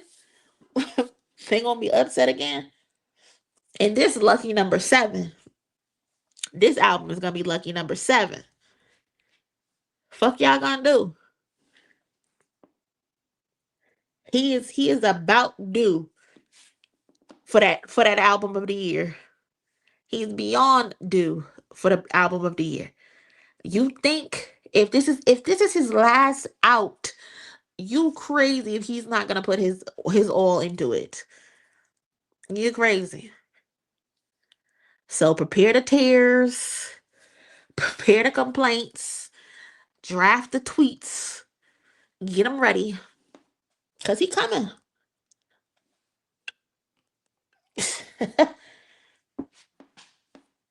Just wait and see. More blood be spilling. It just paint to me. I can't. They're mad because it seems to come easy for him. He's just that good. Niggas need to get in the booth. Go read some books or something to help you out. Yeah. I wouldn't be mad at that. He's gonna be performing at the Olympics as well, allegedly in 2028. See, it all lines up perfectly. Smooth. It's lining up perfectly. The same way Not Like Us kind of lined up for um the Grammys in 2025. or 2024. Well, I can't remember what year that was. 2025. Yeah, because Bad Bunny did this year, 2026. So go from the Grammys to the Olympics. Lining up perfectly. Read some books. Write some papers or something. I want these men to just say it plainly that they don't like that. I would respect it more, to be honest. I would respect it 100% too, Pepper. 100% more, I would respect it. Instead of beating around the bush, instead of being like JC on, going into every fucking interview, want to be talking about Kendrick Lamar, using him for promotion. So I love Kendrick, but let me kick his back in real quick. That ain't love. That ain't love. Mm-mm. Red rose, white ceilings. Red rose. I legit look at anybody that hates dying and cool vibes. It's a red flag to me because I feel the same way about Beyonce. If you don't like Beyonce, you're weird to me. Because what's not to like about her? She don't bother nobody. She works very hard. She makes good music. Okay, I can understand you probably don't like the music. Cool. But what's not to like about her? The lady does not bother anybody. She goes to work. She does her job. She makes her music. She goes on her tour. And then she goes back home. What's the fucking hate about it? It's just weird to me. And I think Doug should drop a book as well. That would be a huge. A book about what? Um, I would buy it. Kendrick kept telling the crowds on GNX tour that he'd be back, so he definitely has new music coming with the next calendar year. Yeah, I agree. Of course, and to be honest, Kendrick tells every crowd, every tour he talk about at the end of it, he always talk about, "I will be back, sir. We know." If you go look at all his other tours, he always says that. But yeah, he's definitely coming. And plus, we know he got the tour booked in Asia that I don't know if it was a leak, but it came out that he had the tour date in Asia. So he's definitely doing some type of performing this year. We just don't know what it is yet until PG Lane comes out and say it.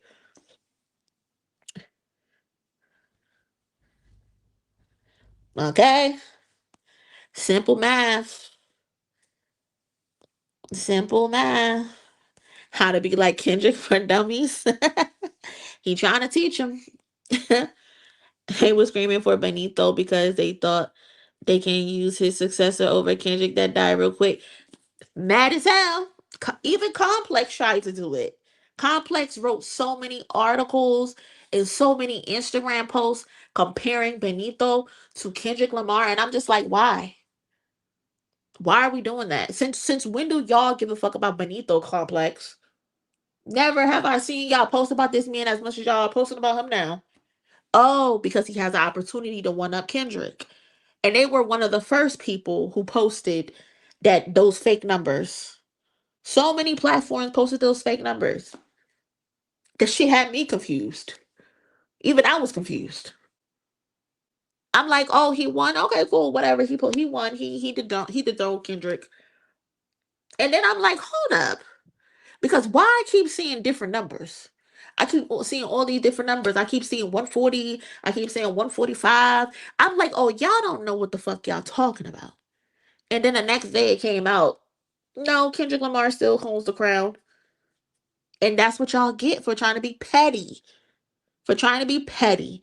Every time y'all try to be petty, every time y'all try to be messy, he comes out on top.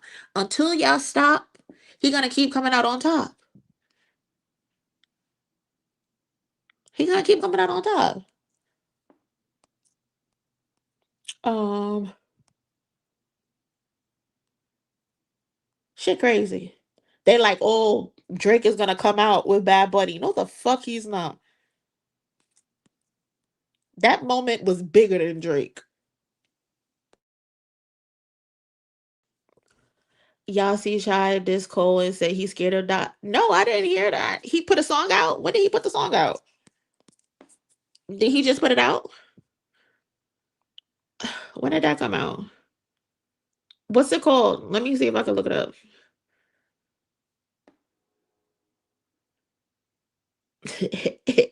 Everybody getting dragged. I love it though. Somebody tell me what it's called so I can look it up. He just dropped it tonight.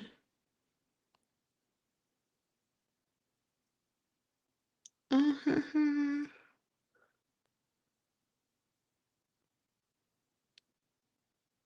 Bruh lost control.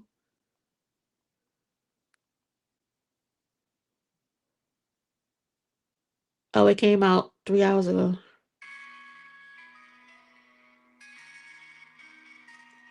Yeah. I might have to edit this out. Hey, bro. Can you let your people know you're not fucking with me? Because them thinking you is fucking with me. I could never fall off.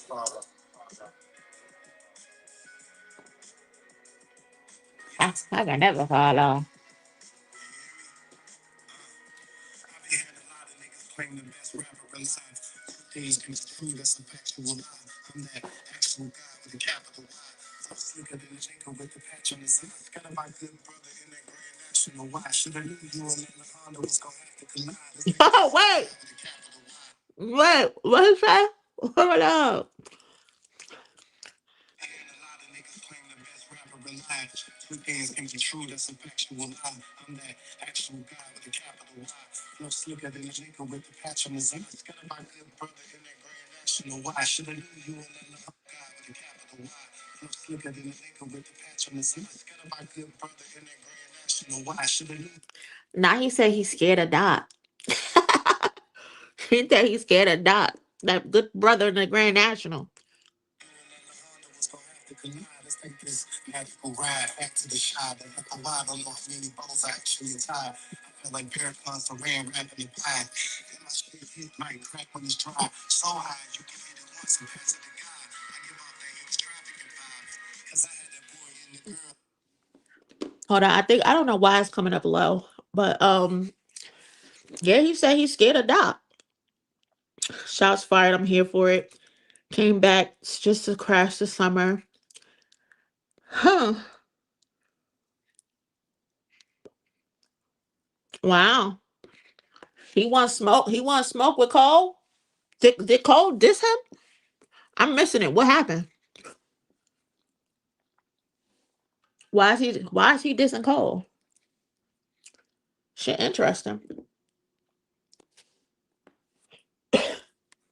I don't know what they beefing about, but I'm here for it.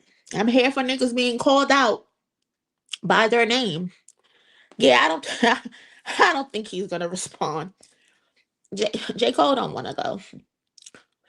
We talked about this before. We said it. Like if J. Cole gonna respond to somebody, he gotta take their head off. He gotta make an example out of somebody. Until then, he just gonna be a punching bag. And niggas are not gonna respect him. He's gonna always be known as the person who tapped out.